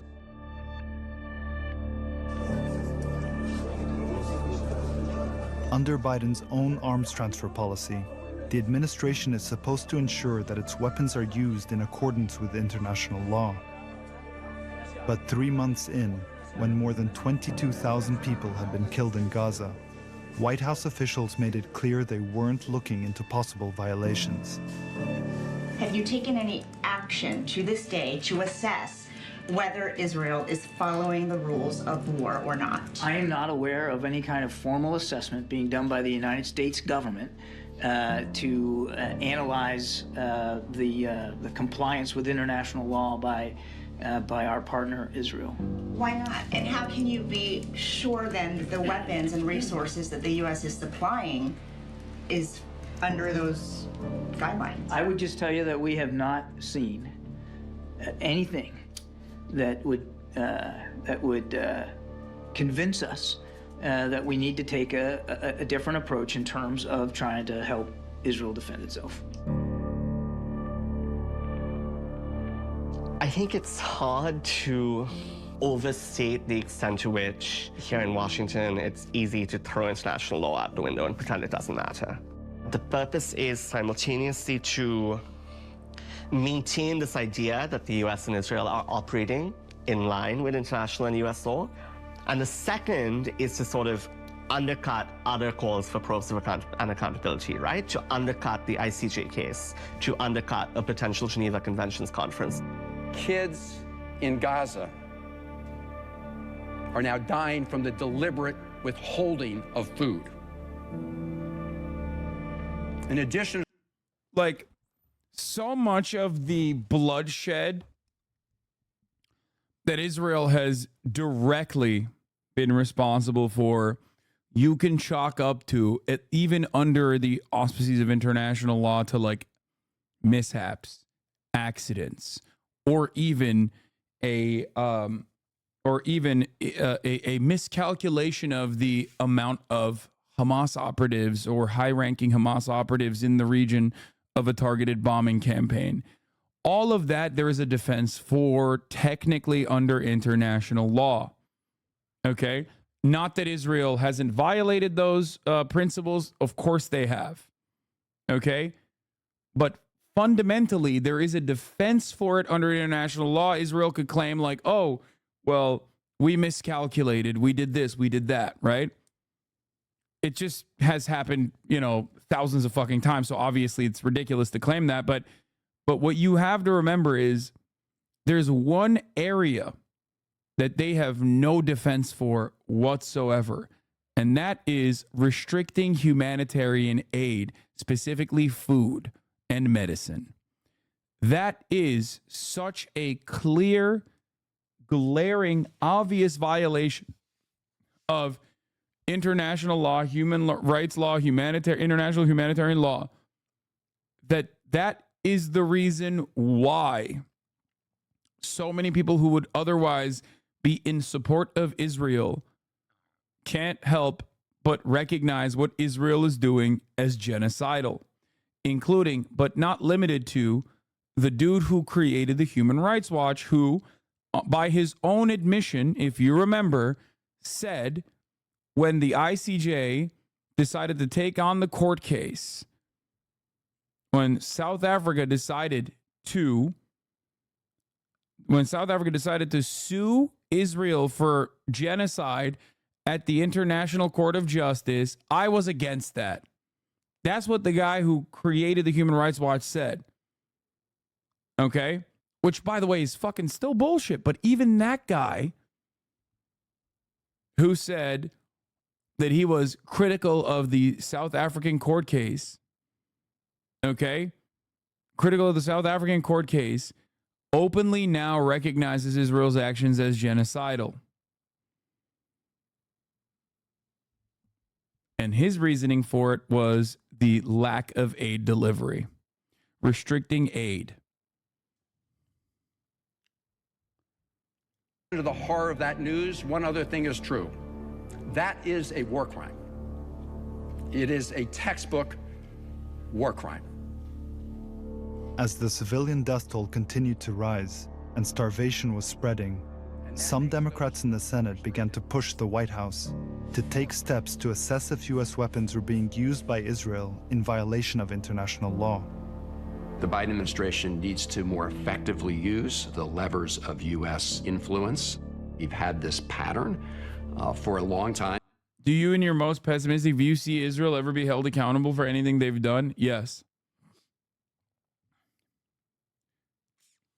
I am very, very pessimistic and very skeptical about a lot of things. This is one of the few instances where I judge the change of attitude overall. I judge the change of attitude overall in my lifetime. It is observable for someone who has been alive for 32 fucking years. Okay? It is crazy. The kinds of things that we're watching, the amount of people that are paying attention, the amount of anger and frustration that they understandably have. I'm telling you right now, it is unlike anything I could have ever imagined. Here's a great example of this. If you recall, an attitude that I demonstrated, an attitude that I had, that I talked about on October 8th, that immediately branded me as a Islamist fundamentalist terrorist lover, blah, blah, blah, blah, is now being shared openly and being broadly circulated by the fucking foreignaffairs.com magazine. 9 months of Israeli air and ground combat operations in Gaza have not defeated Hamas, nor is Israel close to vanquishing the terrorist group. To the contrary, according to the measures that matter, Hamas is stronger today than it was on October 7.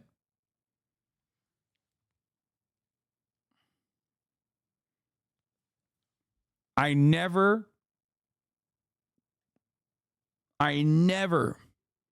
would have thought that Foreign Policy magazine would be fucking saying this. It's true, but truth has never stopped charlatans and propagandists from saying whatever the fuck they think is best.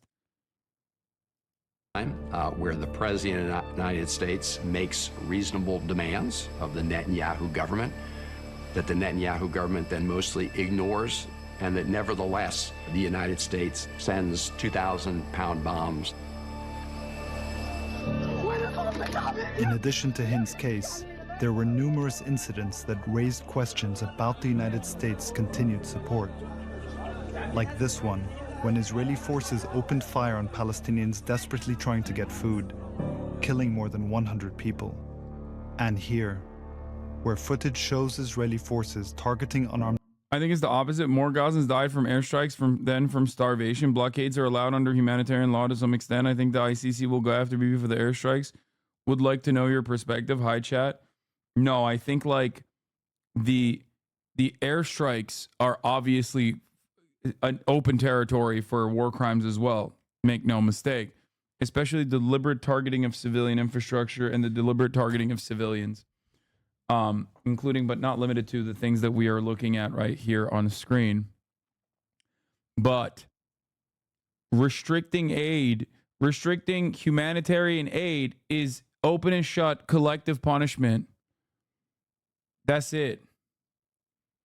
Like, there is no defense for restricting aid. It is not even a thing that you can. I think war crimes are measured in blood. War crimes might be, but we're talking about genocide. Genocide is measured in intent, more so than measured in blood. Genocide is measured in intent and action. And you literally cannot, you can't, there's no argument for it. There is no like, oh, they had scissors in the fucking truck, so we created arbitrary restrictions on what kind of supplies can go into Gaza, and we don't even look at most of the trucks. We just hold them off. And then the trucks that we do look at, we refuse to let in because of the arbitrary restrictions that we've made. So these trucks are just fucking sitting inside of Israel. Doesn't matter.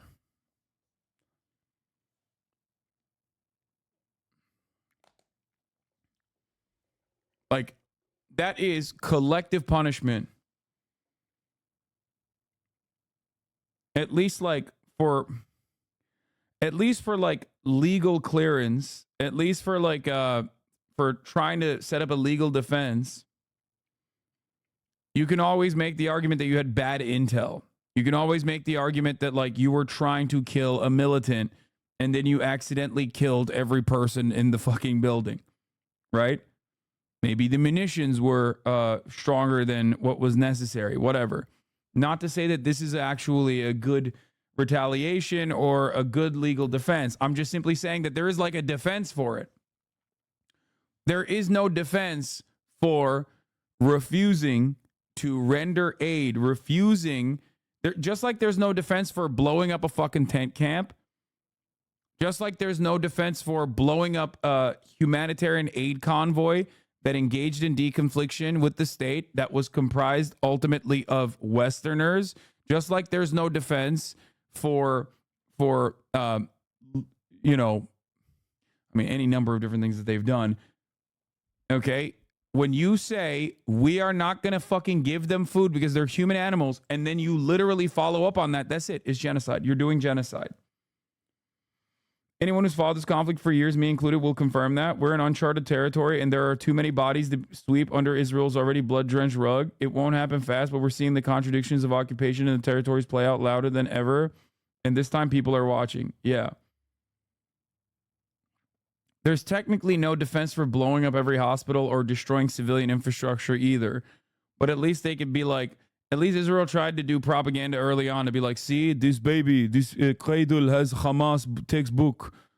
This baby was reading Adolf Hitler's Mein Kampf, Hamas baby.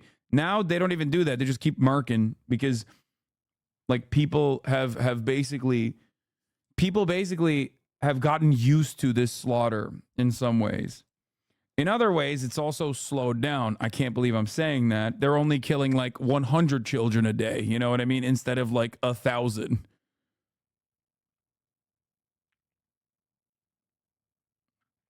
Epidemiological forecasts project future deaths from Gaza from all causes, including epidemics ranging from 48,000 to 193,000 by August 2024.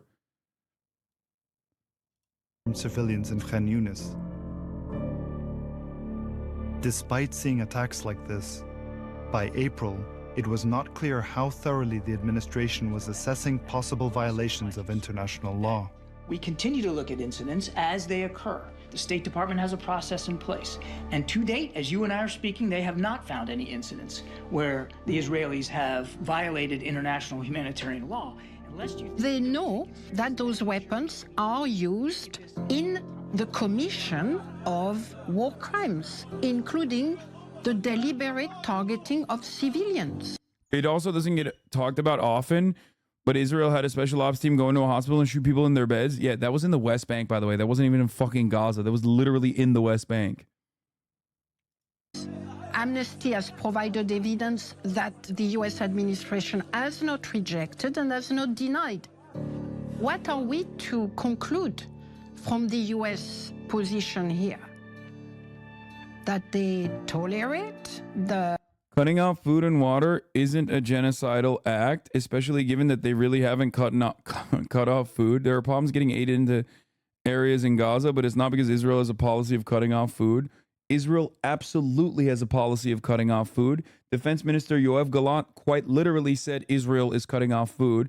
Also, you conveniently didn't say cutting off water now when mentioning what Israel hasn't really cut off.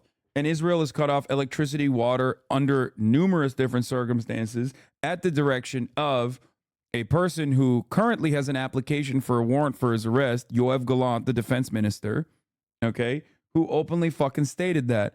The idea that like, oh, it's because people just can't simply bring in aid to different parts of Gaza is also still caused directly by Israel's ruthless bombing campaigns. So you're also wrong on that front as well. Oh, sorry, we just like engaged in total and utter annihilation of all of the infrastructure in Gaza. So I guess we just simply can't fucking, bring food into different parts of Gaza is ridiculous. Electricity is fine under international law. I don't know shit about the water situation, but I know Israel are letting a shit ton of aid trucks of food. Every single international human rights organization that is currently working on the ground, including the United Nations and their own special investigations, have shown that you are wrong. It's not bait, by the way. It's not a top of the hour ad break bait. This person is straight up saying electricity is fine under international law. I don't know shit about the water situation. I know Israel's letting in a shit ton of aid trucks of food. Letting in a shit ton of aid trucks for food,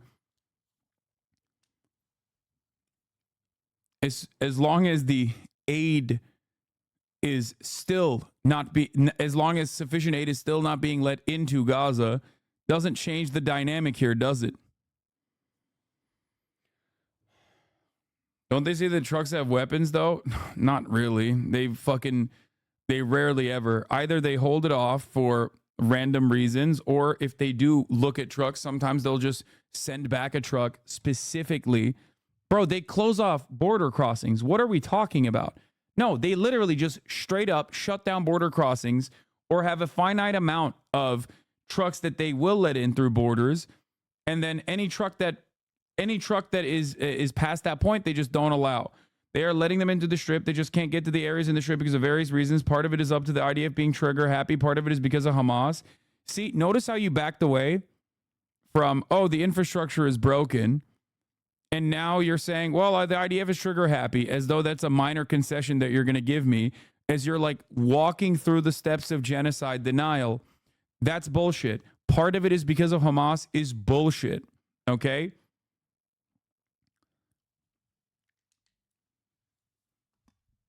No, it is all Israel. 100%. I like that you, once again, though, went from, oh, actually, Israel's letting in a shit ton of food to, okay, well, Israel is doing their very best to let in food. It's just that they can't get to certain areas in the strip. And it's sometimes because of IDF being trigger happy, because we're literally looking at a story. We're looking at a documentary that is now covering the Flower Massacre, the famous Flower Massacre, which Israel lied about, by the way. And then I didn't back away from shit. I never said the IDF weren't insanely willing to fire at anything that's causing issues. Hamas do hijack trucks a lot. No, you're literally unwinding the arguments piece by piece and making minor concessions in an effort to still justify the underlying premise that it is not entirely Israel's fault. Okay? That's what you're doing, but you're just not doing a good enough job at it. Okay? There's no proof that Hamas is hijacking trucks. No, you're just assuming a lot of my positions. I'm not assuming your positions. You're voluntarily revealing your positions. You're wrong. You're wrong from the first sentence. Cutting off food and water isn't a genocidal act is ridiculous.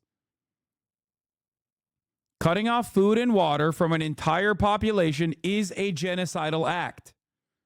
The fuck? Especially as the belligerent occupier, Israel has an obligation to, one, create safe zones, which they have not. That's why they call them safer zones or whatever the fuck they call them. And then they still bomb them regardless. Okay? When you control every aspect of life, when you have complete surveillance over an entire strip that you occupy, when you are in control of every single aid route, when you are in control of every single route going into this region that you occupy, because you can't do that unless you occupy the region, by the way. Okay? When you control the waterways, when you control every single border crossing, including now the Philadelphia corridor, which you occupy, and you have literally brought in your military into Egyptian territory now, which is, again, in violation of humanitarian law. I mean, not humanitarian law, sorry, international laws, except, no one seems to criticize Israel for that, because why the fuck would they? We can't even get this chatter to criticize Israel for doing open genocidal actions. Israel has an obligation under international humanitarian law to provide safety and security to the civilian population. You can't simply say, oh man, it's just too hard, when Israel has not even done the fucking bare minimum. No, cutting off food, aid, and water does not equal genocide. It's collective punishment for sure, but not necessarily genocide. You need more evidence. Oh my God, dude. It's like a bank robber robbed the fucking bank, got caught, was released, and is currently actively still robbing banks. But the police are conducting an investigation, and you're literally like, well, it's a lot more complicated. Maybe the money belonged to the bank robber. You don't know that. That's what you're doing right now, okay? All of the actions involved on top of Israel or Israeli officials openly stating their genocidal intent means that there is enough evidence for it to be considered a genocide. Hassan, he didn't know anything about the water, but he does understand genocide. No, he doesn't understand anything.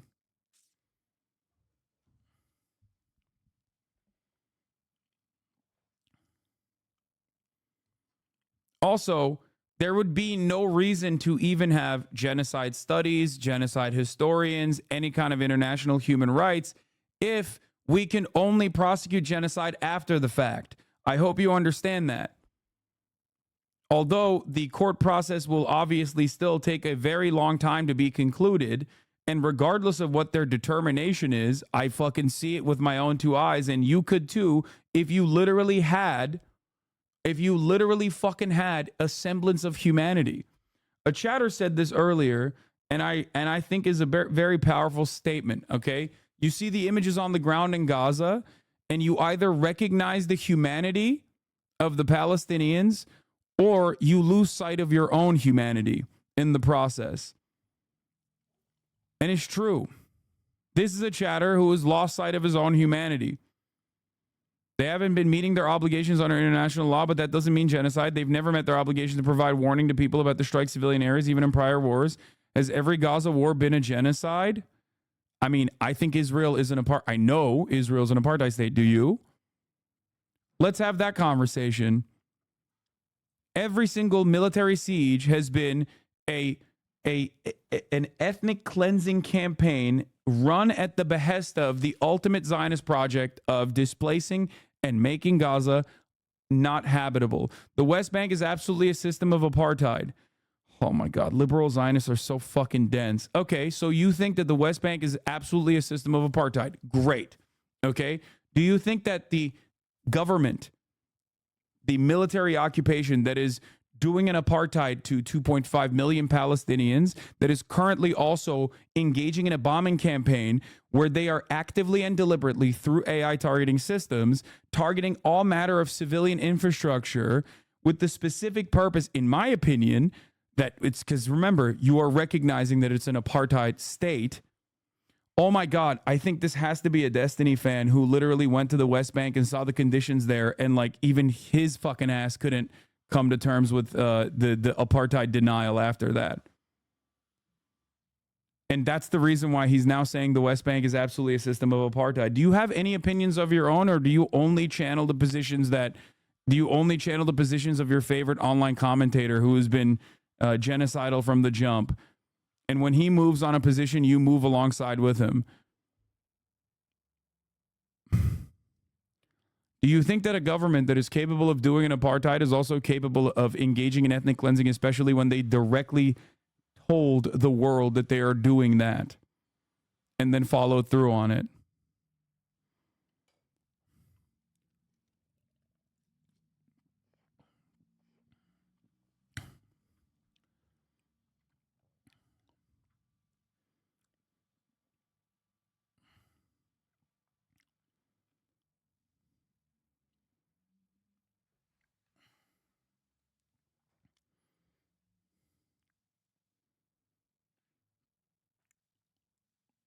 Why does it matter if it's officially genocide or not? These are rule perverts. That's why. These are liberal defenders of genocide. That's the reason why I'm trying to meet them in a place that they understand.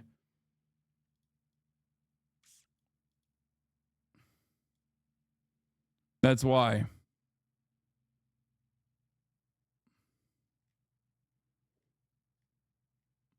I think some Israelis might want a genocide. I don't think they're currently committing one. Why don't you think they're currently committing one? And what, under your understanding of genocide, would be considered a genocide is the real question. Because it's not 40,000, majority being women and children. So what point will it be genocide? Is it 50,000? Is it 60,000? Is it 100,000? Is it 200,000? Every single time I ask this question,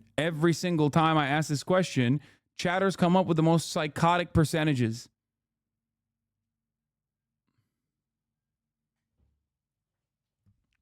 Yeah, it's not even my opinion. They have an active and open policy of destroying civilian infrastructure to destroy the structure of society. They have literally, they have destroyed libraries. They've destroyed the ministries, whatever semblance of like Palestinian civil life existed, they've destroyed on purpose. They've done it deliberately.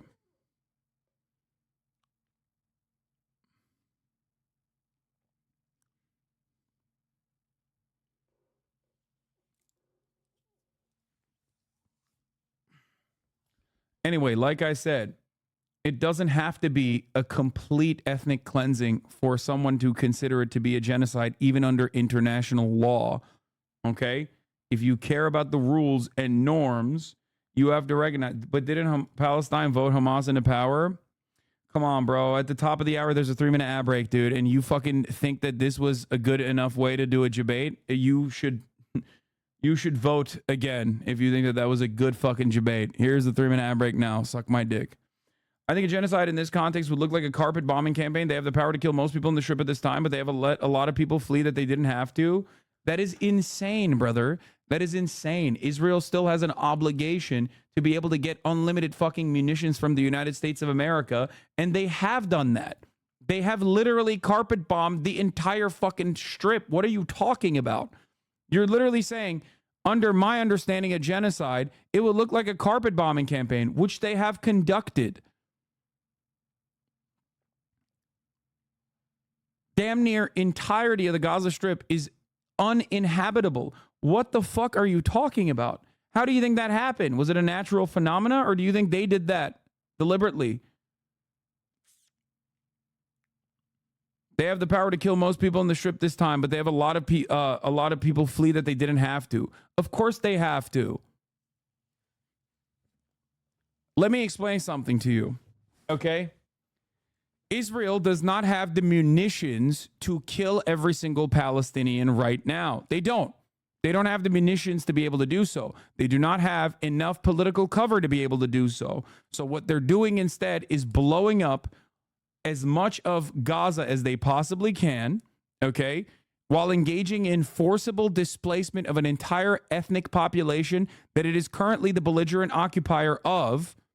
Okay, Israel also has nukes. Why haven't they used it? I guess it's not a genocide. It's like saying Russia didn't invade Ukraine because if it wanted to invade Ukraine, it would just nuke Ukraine. That's not how this works.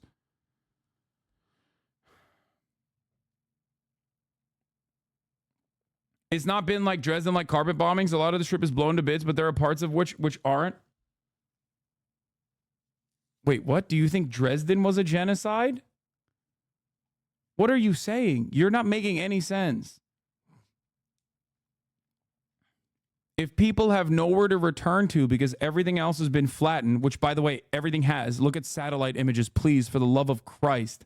Please look at something beyond what your favorite debate pedophile streamer has shown you. Please read one fucking singular New York Times article that shows the actual satellite imagery that tells you with clear-cut examples that more than 50% of the Gazan infrastructure is completely wiped out, and close to 70% of the infrastructure in Gaza is uninhabitable. Oftentimes, they don't just completely wipe out the entire city block.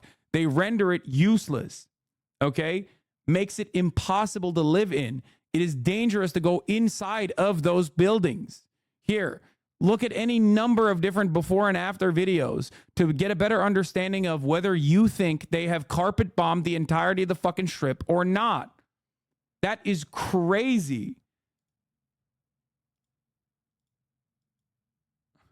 This is from January. At least half of Gaza's buildings are damaged or destroyed, new analysis shows.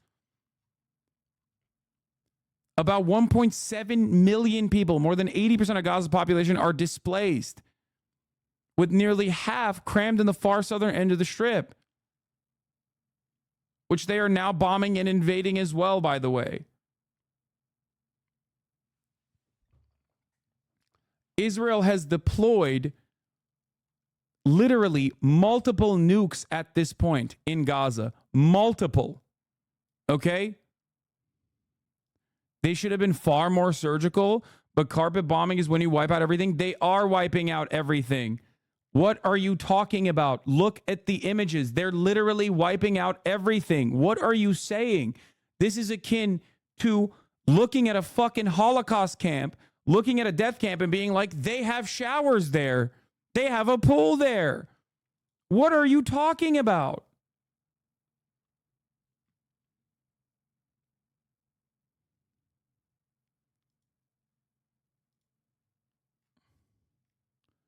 Look at this. 9 weeks ago, the Gaza Strip was a bustling home to more than 2 million people.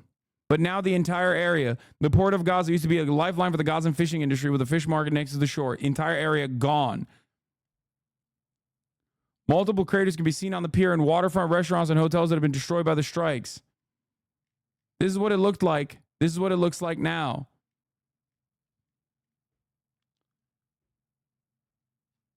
And once again, I have to repeat something here. These are older articles at this point. Okay, this is from December. December. They have been at least somewhat discriminate because even by Hamas numbers, they've killed more Hamas fighters than are a proportion of the population. No, they have not. You are changing the goalposts once again. You are literally changing the goalposts once again. That is an insane metric.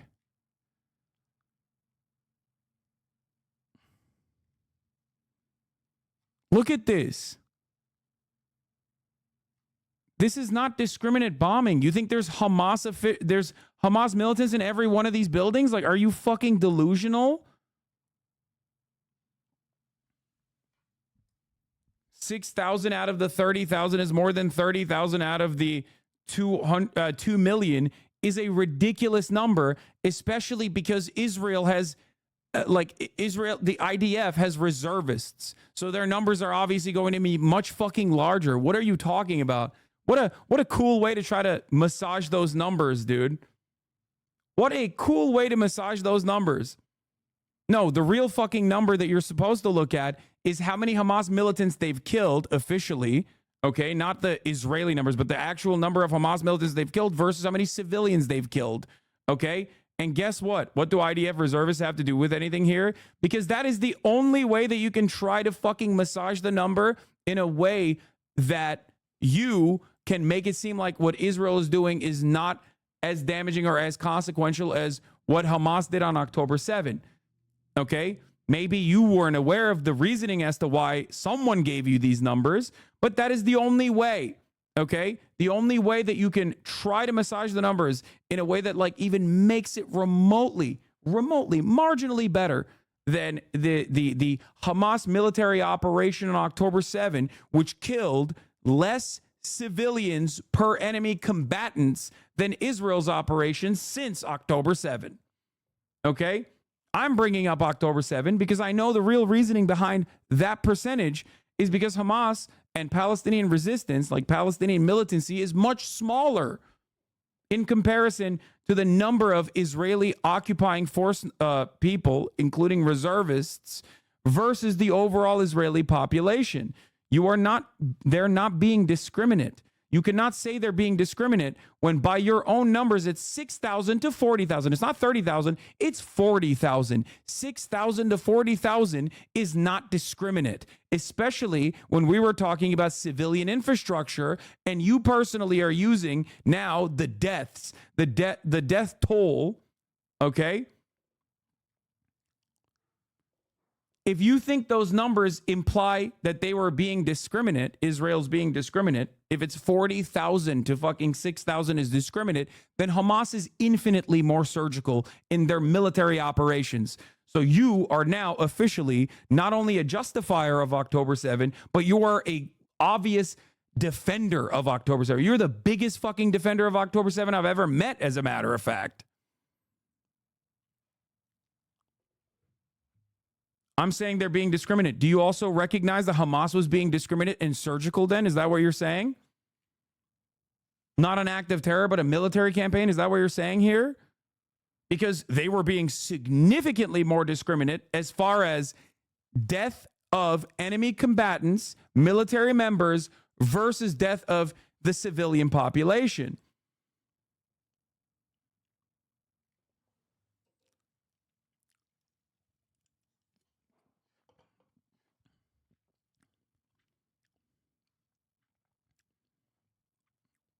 Hamas didn't even blow up any fucking, or they weren't able to blow up or starve the Israeli population or blow up fucking all aspects of civil infrastructure inside of Israel. There is a reason why. There is a reason why even motherfucking, even the motherfucking Rear Admiral Daniel Hagari said, there's no way that we can fucking defeat Hamas militarily. We are never going to defeat Hamas militarily.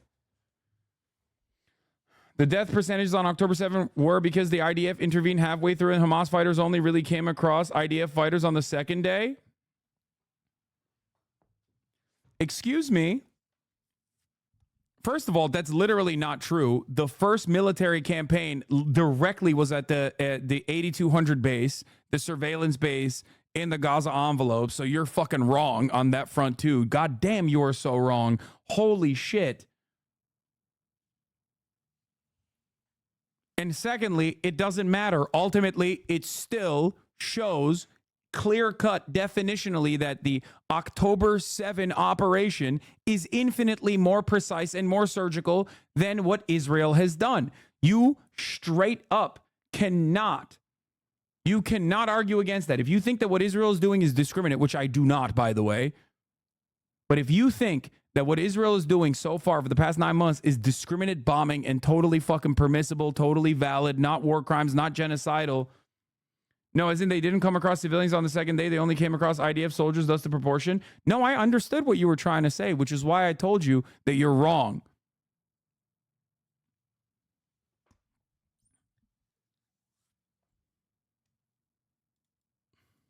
I understand what you're trying to say. Ultimately, doesn't fucking matter. Okay? October 7 and October 8.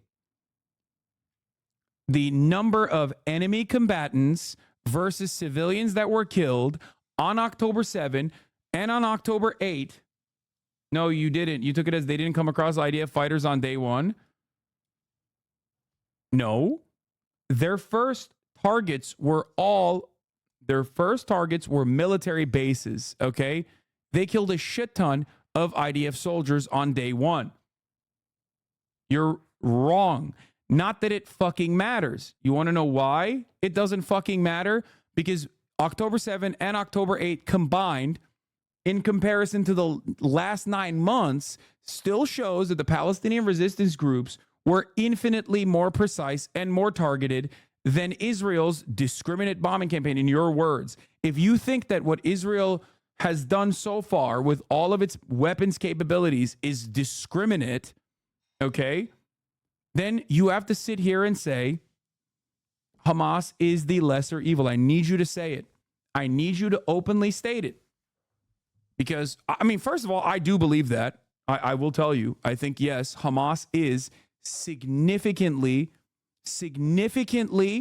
the lesser evil in comparison to the Israeli military campaign. Okay? 100%. And I need you to understand that too, because you believe it as well. According to your own metrics, you personally believe that as well. You must.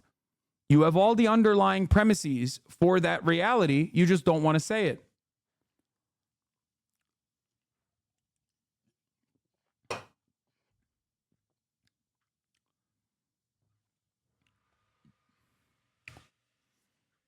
I mean, I think the death proportion on the first day where they were actually killing civilians was like 1 to 9.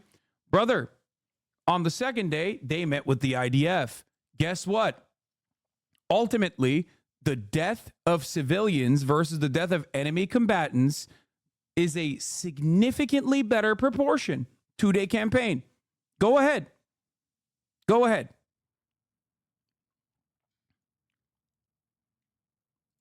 Just making shit up again. Hamas is intervening right now in Gaza. So does that chatter think that the Israeli murder toll of Palestinians will be larger? Or is that privilege only reserved for the mighty, virtuous IDF? Yes.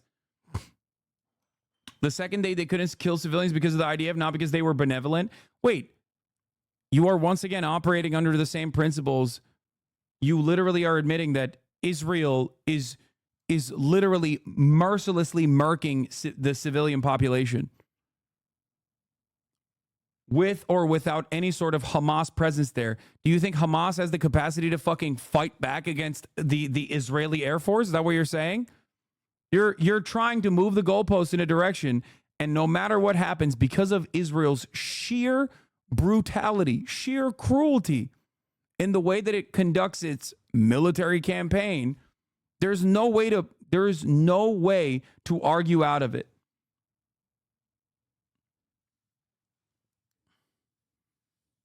So go ahead. Explain to me why you think. Explain to me what you have already said under, no uncertainty at this point, that you think Hamas is a better military force than the IDF. Okay? Doesn't matter. There are Hamas militants, there are civilians inside of Gaza. Okay? There are Hamas militants inside of Gaza, there are civilians inside of Gaza. Ultimately, Israel has better targeting capabilities, mass surveillance capabilities, and a significant air superiority. Israel controls the fucking aid into the Gaza Strip. So tell me why, under your own logical structure that you've cultivated, that Hamas is not significantly better than the IDF.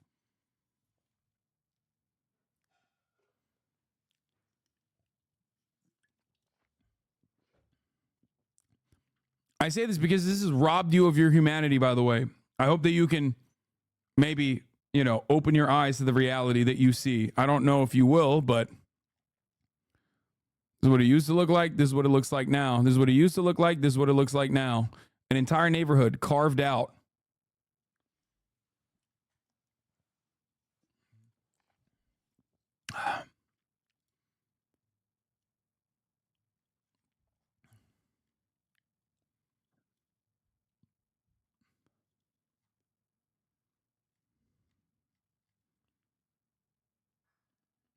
I don't know what's happened with every strike, but the ones I've heard are the IDF just disgustingly willing to kill all civilians to get a couple Hamas guys, like when they bombed the hospital to get to one tunnel, or when they bombed an A truck because they thought there was one Hamas guy on there. It's disgusting, but Hamas actively sought out civilians to kill. Yeah. Yeah. No, you think that because you want the IDF to be at least like on accident targeting civilians. That's the problem. Okay?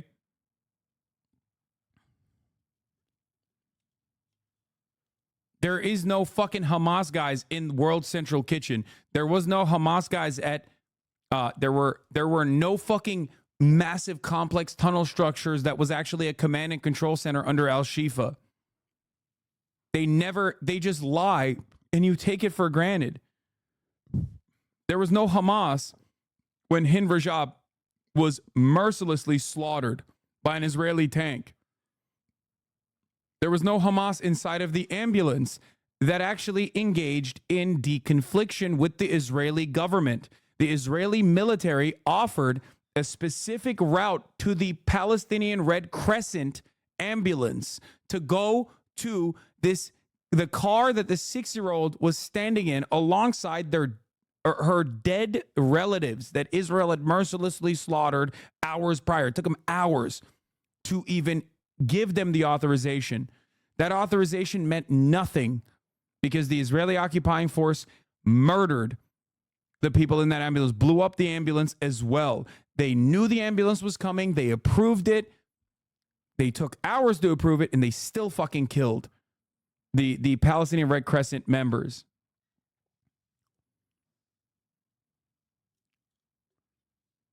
I think they had faulty info on the World Central Kitchen bombing. You can say they're just lying about that, but I don't think there's any sources evidencing that. Brother, I'm just happy that at least because the World Central Kitchen aid workers were Westerners, that the rest of the world sees them as human beings, unlike the 200 aid workers that Israel had killed prior to the World Central Kitchen. So they don't agree with your fucking bullshit reasoning. Okay? Remember when Israel targeted a UNICEF aid convoy? Yes. Just a matter of who you believe on that, I guess. Yeah, you sure seemingly believe Israel instead of the numerous human rights organizations that are operating on the ground. I'm not like believing Hamas here, okay? I'm believing the actual human rights organizations, Doctors Without Borders, the doctors that are working in these fucking hospitals, okay? It seems to me like every single person that is on the side of the victims of Israel's brutality, every single person that is on the side of Israel's victims of brutality is Hamas or lying, and it's just Israel that's always seemingly telling the truth. Who said that the IDF definitely didn't have faulty info on that? Brother, what the fuck are you talking about? The IDF themselves punished the fucking people that triple tap the convoy. The only reason why we're having this conversation about the convoy is because white people cared enough about it that it became a fucking problem. Israel does that shit on a daily fucking basis. And even then you're trying to actively defend it. It's also ridiculous because by your own admission, Israel is an apartheid state. The fuck are we talking about? They have an apartheid at the West Bank is your own admission. Why the fuck do you believe them? Yeah, because they were trigger happy and just fired off on a hunch? No, because it's a fucking kill zone, dumbass. That's it. Israel has cultivated an organized, chaotic situation inside of the Gaza Strip because it doesn't matter. Anyone that is Palestinian is worthy of death, okay? And their numbers show that. The percentages that you brought forward, like it was a fucking obvious example of perfect military operations, show that reality. And anyone that helps the Palestinians are Palestinian lovers, they're Arab lovers, and they also deserve death. So they don't care enough. That's the problem. It is not like some random fucking militia, by the way. This is a very organized military. You can't just say, oh, they were just trigger happy. They coordinated with the fucking convoy, just like they coordinated with the PCRF time and time again as they kept shooting and killing fucking medical professionals. Also, we didn't even get to the hostages yet. Hamas took 250 hostages, right? Oh my God. That's terrifying, right? Once again, numbers on the board, Israel has taken tenfold more hostages since then, both in the West Bank and also the fucking Palestinians that they nabbed that had work permits to work inside of Israel.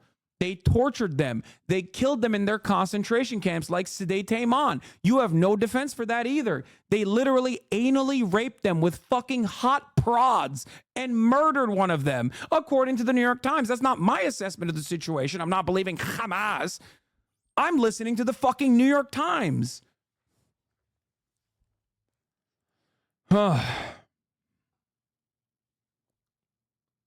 It is straightforward Nazi Germany. Zionism is a fascist ideology, and Israel is straight up, without a shred of doubt, doing Nazi Germany style shit. Okay? Apartheid on the one hand, ethnic cleansing on the other.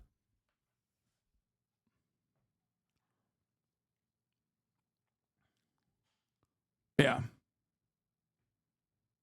I mean, that's happened in French refugee camps. Is France committing a genocide right now? You really think I'm going to defend the fucking French? What are you talking about? The French still maintain actual fucking colonies. What the fuck are we talking about?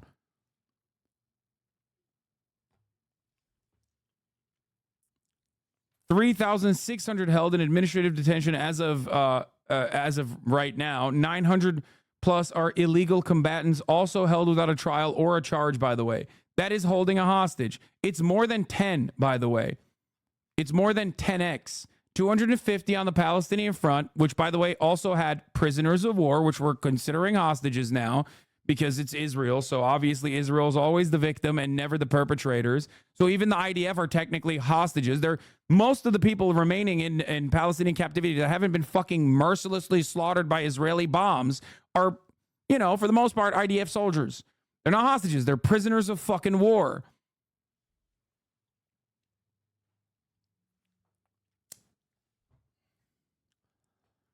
You got Israeli soldiers repeatedly calling to wipe out the entirety of the fucking Gaza Strip. You have those in positions of power that have said that have expressed genocidal intent and genocidal sentiment.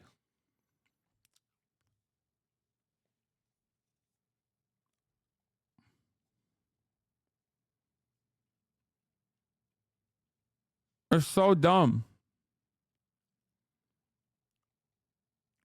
If the hostages starve to death in the Israeli blockade, I can't wait for them to blame Hamas. That might have even happened by now.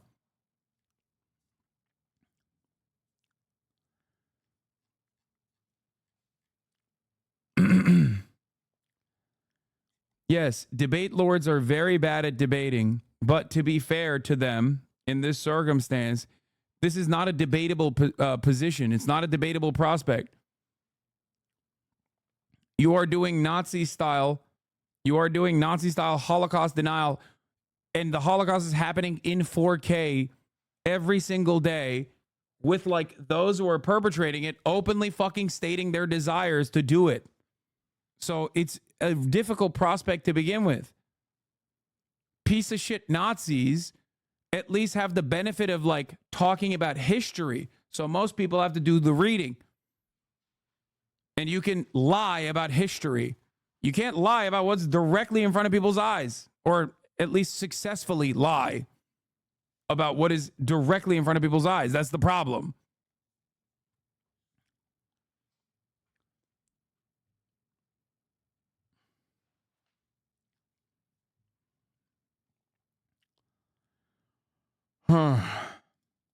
Deliberate killings of Palestinian civilians.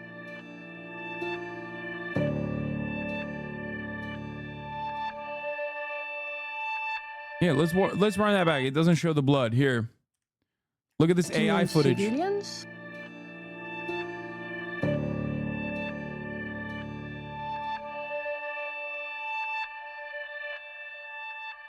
It's not just about another trigger-happy guy, I guess. Following international law, though.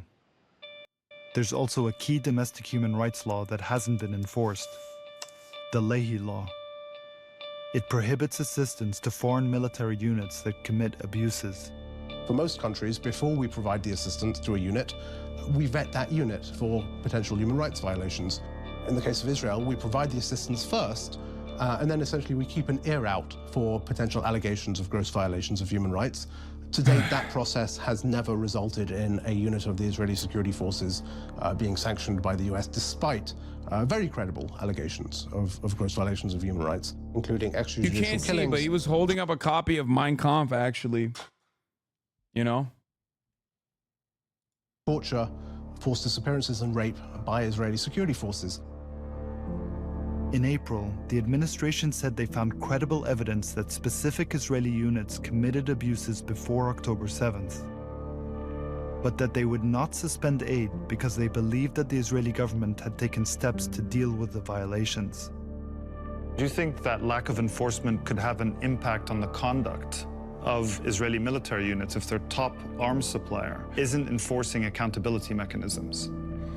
Well, this is why I've said all along that the United States needs to apply its laws uniformly, whether we're dealing with an adversary or whether we're dealing with a friend, because the credibility of U.S. foreign policy requires that we apply our laws on a uniform basis. So, yes, it's very concerning and alarming when we get reports that that is not happening.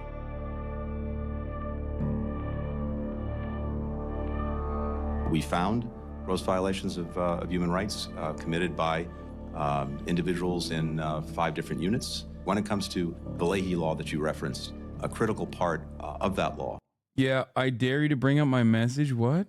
is seeing appropriate remediation when When I talk to current US officials, they say, why should we be concerned? No one's going to arrest us. There's no accountability. So there is a culture of impunity within Israel that we have encouraged through not enforcing our own laws. And there is a culture of impunity in our own system that we have encouraged by not enforcing our own laws. Secretary Blinken, a question from Al Jazeera. What is your message to the families of Palestinian civilians who were killed with U.S. weapons in Gaza? Why is your administration not enforcing U.S. and international law to hold Israel accountable?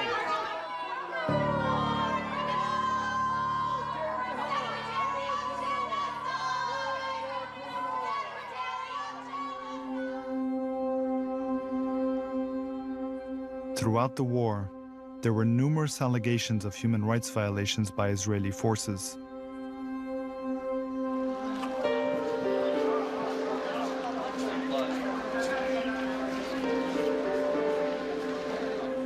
After surviving the airstrike that killed dozens of their relatives, Hiba and her family moved to another building in mid-December. At the same time, Israeli ground forces had encircled the north.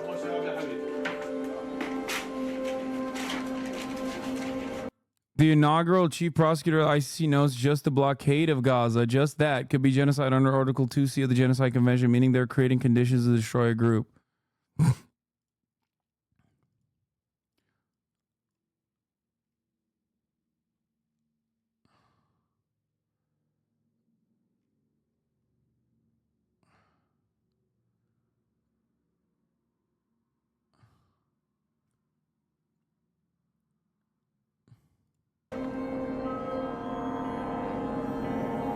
ولجأنا لإله بدنا نحتمي فيه وصارت مجزرة تانية في العمارة كلها.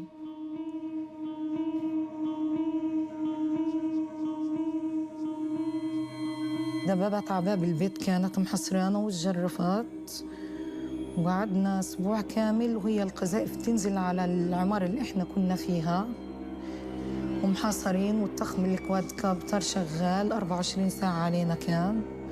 يعني كنا عايشين أوضاع صعبة جدا جدا جدا.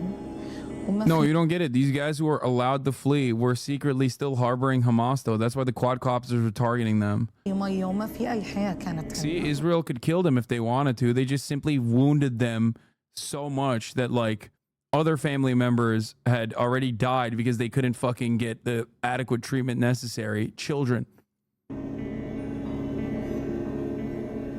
Another woman staying in the building, who wanted to remain anonymous out of fear for her safety, confirmed the days-long attack. لو في أي إشي بخوفهم أو أي إشي بضر فيهم أو أي حدا قومهم مبدئيا في ال5 أيام هم عارفين إن البيت هذا فيه مدنيين. Satellite imagery from the morning of December 19th shows Israeli tanks about 1 block away from the apartment building. That afternoon, the family says Israeli soldiers came to their door. وب19 الشهر 19/12 اجت القوة الخاصة فاتت العمارة. طلعوا كل شقة طبعا بيطلقوا نار وقذائف على كل شقة عشان يفتحوها يفتشوها ويعرفوا من فيها طبعا كل مدنيين اللي كانوا بالبيت هنا. صاروا يحكوا في عندكم. I hope that chatter is still watching. You think that chatter is still watching? The moment I stopped paying attention to him, he fucked off. His goal wasn't to like actually see the truth. His goal was to try to get his voice across. A lot of these people think that they're fighting some holy conquest for their favorite debate pedophile. Okay? It is the saddest way of existence, especially when their favorite debate pervert has decided to take up the position that Israel's genocidal actions are not actually genocidal. He could at least, like, I don't know, go after Ben Shapiro or any number of conservative fucking weirdos and have his fan base go after those weirdos with the same ferocity. But instead, he chose to fucking defend genocide. So now we have to deal with this fucking psychopathic fandom that have no convictions, no opinions of their own, and are simply trying to LARP as though they are him. Okay? And they do it in short bursts, and then they fuck off once, you know, I address every single fucking talking point over and over again in perpetuity. But once that's done, it's over. They're NPCs.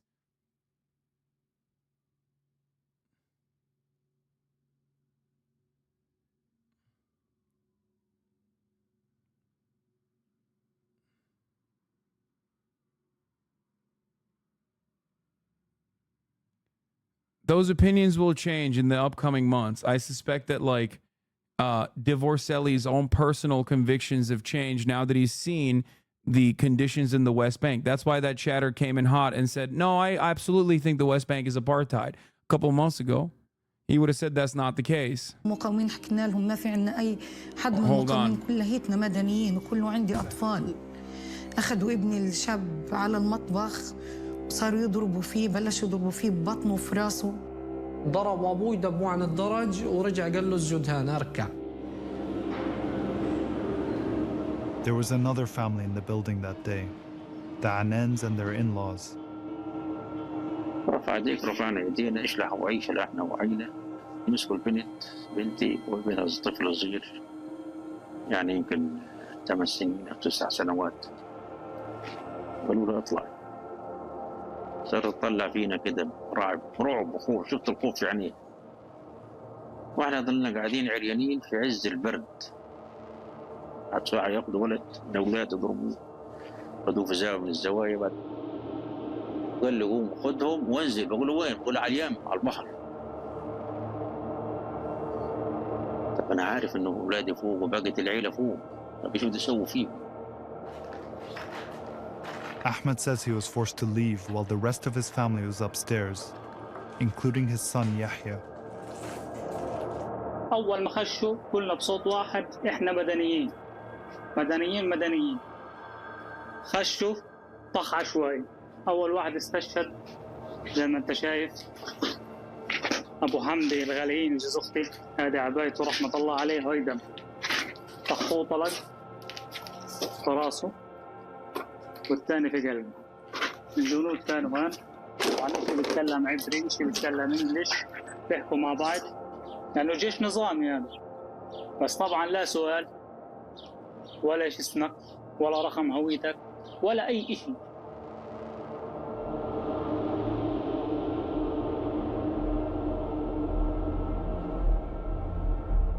بعد ما دخلوا عنا الجنود توصلونا عزلوا الرجال لحال والنساء لحال والأطفال. بعد ما طبعا عزلونا إحنا النساء والأطفال بدوا طبعا بالشتم الغلط. كانت معهم مهدة كبيرة كانوا يخبطوا فيها عند راسنا، وطخوا فوق راسنا بالضبط طلق، يعني خلى دينينا تصير بالمرة حالتنا. واخدونا اقتدونا بنساء ثلاثة على غرفة داخلية، طبعا جردونا من ملابسنا وفتشونا وهم بتصهونوا وبيضحكوا وبيغلطوا علينا بالكلام الوسخ. The women had been separated from the men, but Hiba says they could see them from where they were. عذبوهم واحنا قاعدين نتفرج عليهم.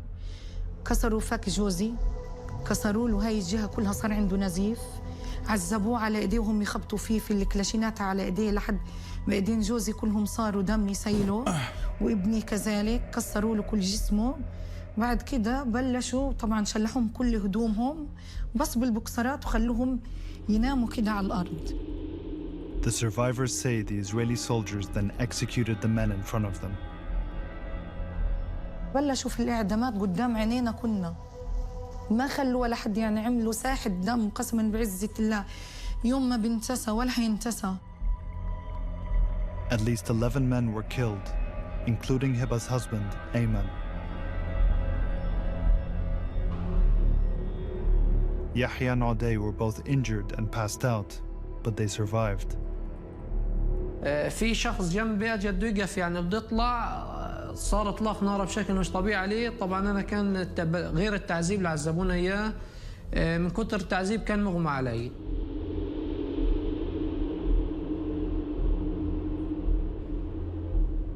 كلت طبعا باقي البلاتين، كلت الطلقين، اغمى علي. اكون بين لحظه والثانيه بين الموت، فايش ما بدي احكي لك، ايش ما بدي اشرح لك، مش هتكون بنفس الشعور اللي انا عشته. يعني هذا من أسوأ ايام حياتي. بس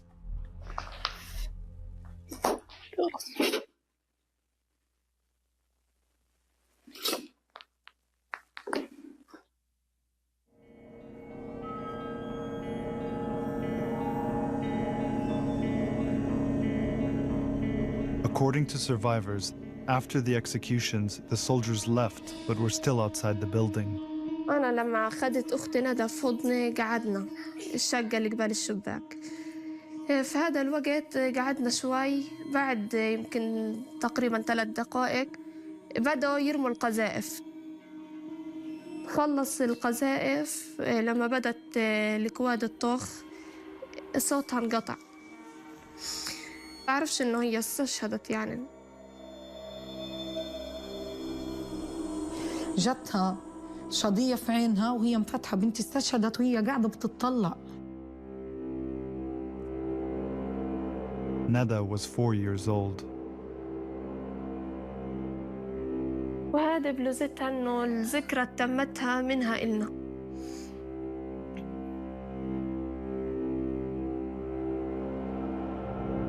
After the soldiers left, the survivors tried to get help. Fault lines reviewed text messages sent by survivors that night. One of Yahya's sisters who survived the attack messaged a group chat that included relatives, telling them what happened.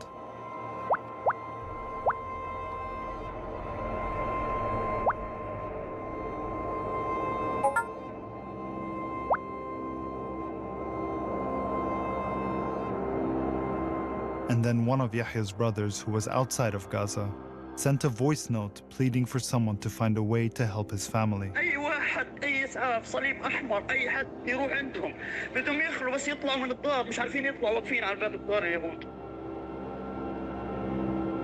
The next day, people were able to enter the building. Fault lines obtained 2 videos of the aftermath of the scene, including this one. It was taken the day after by a neighbor. The bodies of several undressed men can be seen here, surrounded by blood and bullet-ridden walls. And Yahya. Someone said the other day, Hassan isn't wrong about Israel-Palestine. I just don't like the way he covers it so violently. Is insane. There is no way to cover this. There's no way to cover this in a non-violent way. What does that mean, violently? Yeah, alive, is seen for a brief moment.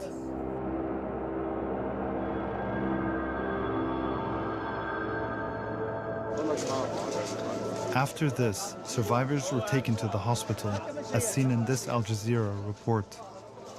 This is Yahya. أول واحد لطشوه جوز أختي أبو حمدي طخوه وهو بقول له مدنيين. Hiba and her children were filmed as well. أنا في إيدي رصاصة، بنتي في راسها رصاصة، ابني بطل يشرب، بنتي الصغيرة استشهدت، جوزي عدم. A video taken just before Hiba's husband Ayman was buried shows the injuries on his face. معهم كل الإمكانيات وأنت مدني أعزل لا تملك إشي وما سويت حاجة وبلحظة إنه ينعدم أغلب قرايبك.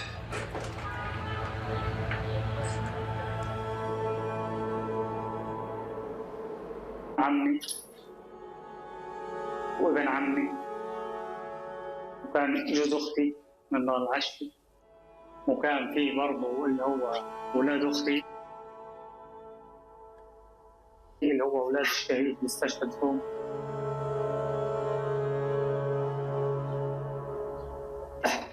فقلت أنا أخويا أمين الله يرحمه أكبر مني بسنتين ما له أي دعوة لا في مقاومة ولا بضرب طلب.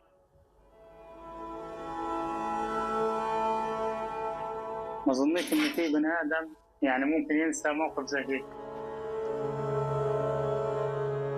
The Israeli military did not reply to questions regarding the attack. We've spoken to civilians in Gaza who say that Israeli troops came into their place of residence or where they were sheltering. They separated the men and women and executed the men. Shouldn't this trigger an investigation by the US? Yes, it absolutely should. And I think also relates to the question of Leahy vetting.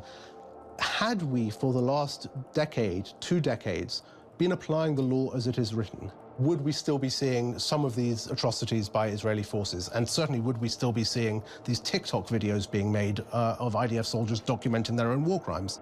I think it is the lack of culpability that we've provided Israel for decades that has created a culture of impunity within the IDF that has facilitated a lot of these crimes. In May, after being pushed by Senate Democrats, the White House issued a report to Congress, which said that it was likely that US weapons had been used by Israel in violation of international humanitarian law, but that they couldn't be sure. The United States will always ensure that Israel has what it needs to defend itself.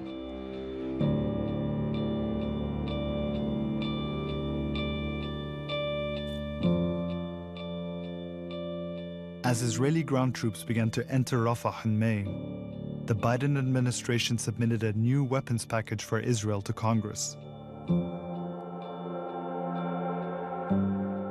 And by the end of the month, Israel escalated its bombardment of Rafah, where Palestinians had been told they would be safe.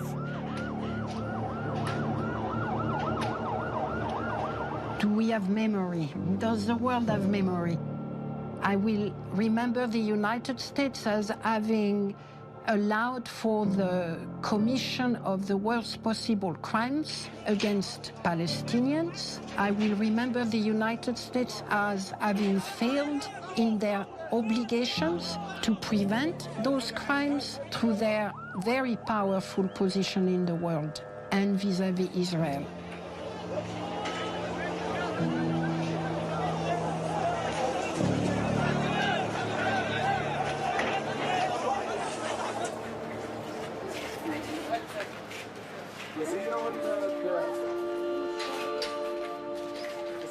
طلعت الشحن.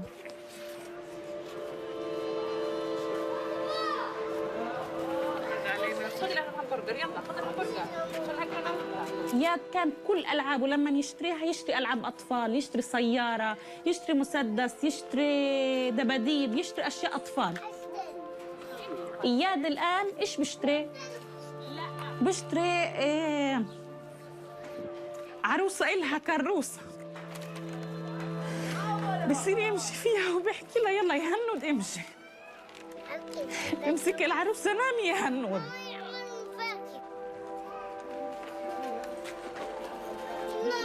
لما انا بكون حضناه برضاش والله اورجي دموعي.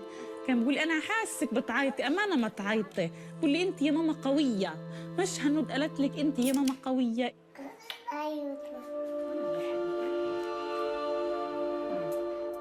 يعني بتقتلوش، انتوا بتبعتوا سلاح يا ناس اطفال، حرام عليكم ارحمونا. انتوا الحزب عندكم قانون، عنده انسانيه وعنده ديمقراطيه، وين الديمقراطيه اللي عندكم؟ وين القانون اللي عندكم؟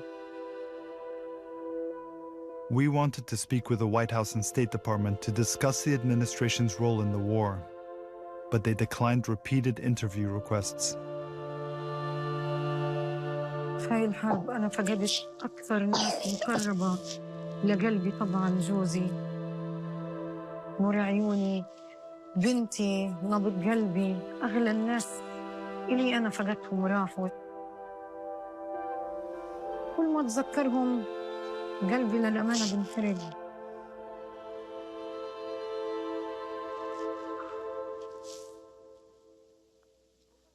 صارت فيهم تهجير، صارت فيهم مجازر، صارت فيهم منهم بالآلاف يطلعوا يمشوا ويتهجروا. فيش مكان آمن، فيش مكان إنه الواحد يروح يخلي فيه.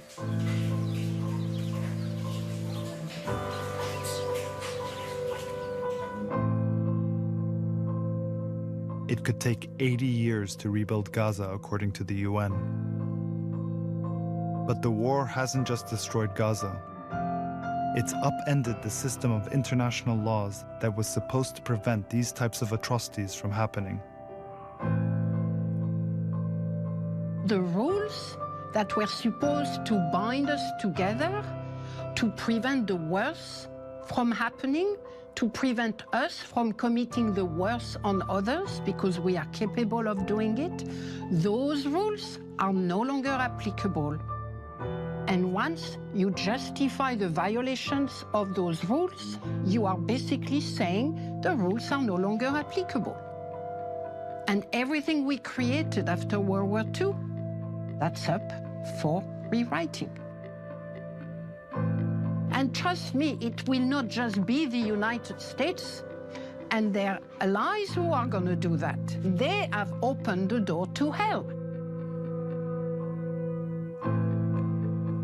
عمري ما حسيت إنه القوانين الدولية أو المؤسسات الدولية أو مؤسسات. At this point, it's like the only thing holding back other countries is their own like lack of interest in conducting affairs like this.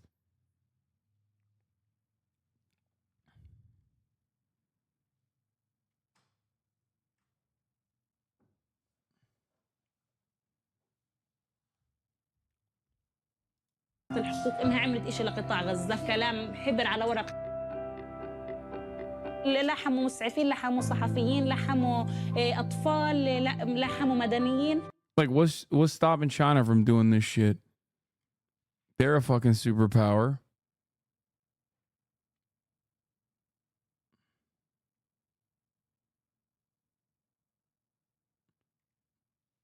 Like, it's their own personal convictions that stop countries from behaving like this. There's no way.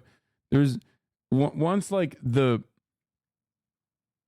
the supposed international law completely falls apart, and America is just like, America is not doing. They've been doing this to the Uyghurs. Yeah, they have not been doing this to the Uyghurs. You're fucking insane. If someone says the Uyghurs, I'm going to explode. Yeah.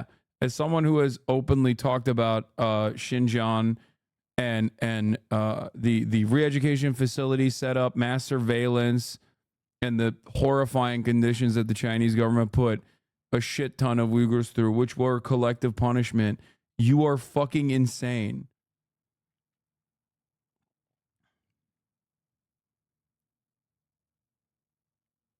Like, that is an insane situation to compare. You think that's what they did in Xinjiang? They leveled the entire place? Brother, even during the heat of the worst moments, the American government literally was talking about how China is building high-speed rail to Xinjiang and how that's actually also going to be bad.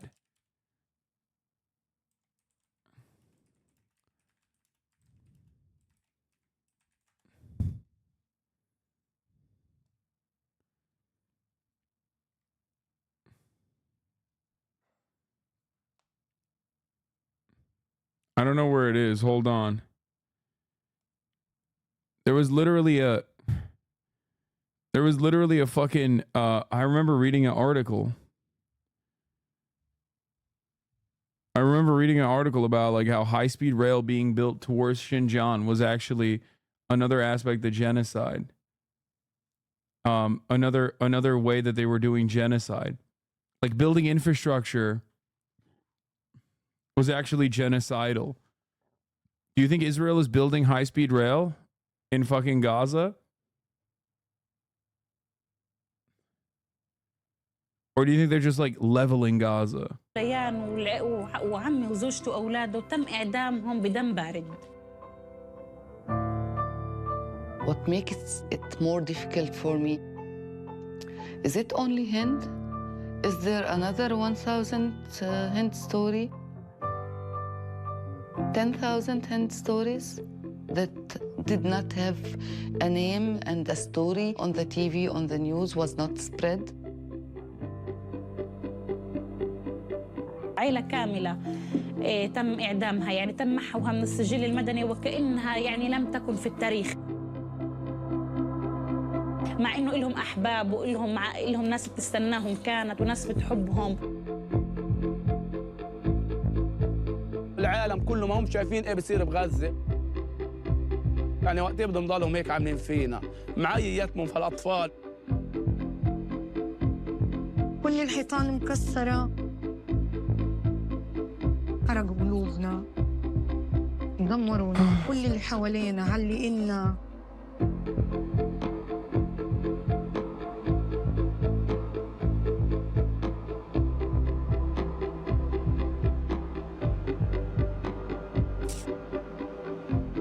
ربنا يصبرنا إن شاء الله.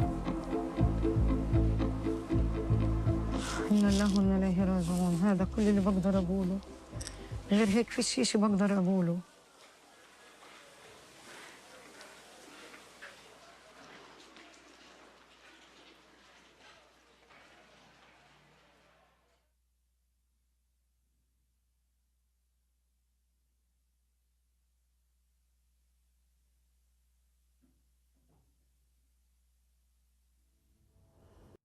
The terrorist dragnet got a lot of innocent people based on only ethnicity, religion, and that is what made it into collective punishment, which is a crime against humanity. Thank you.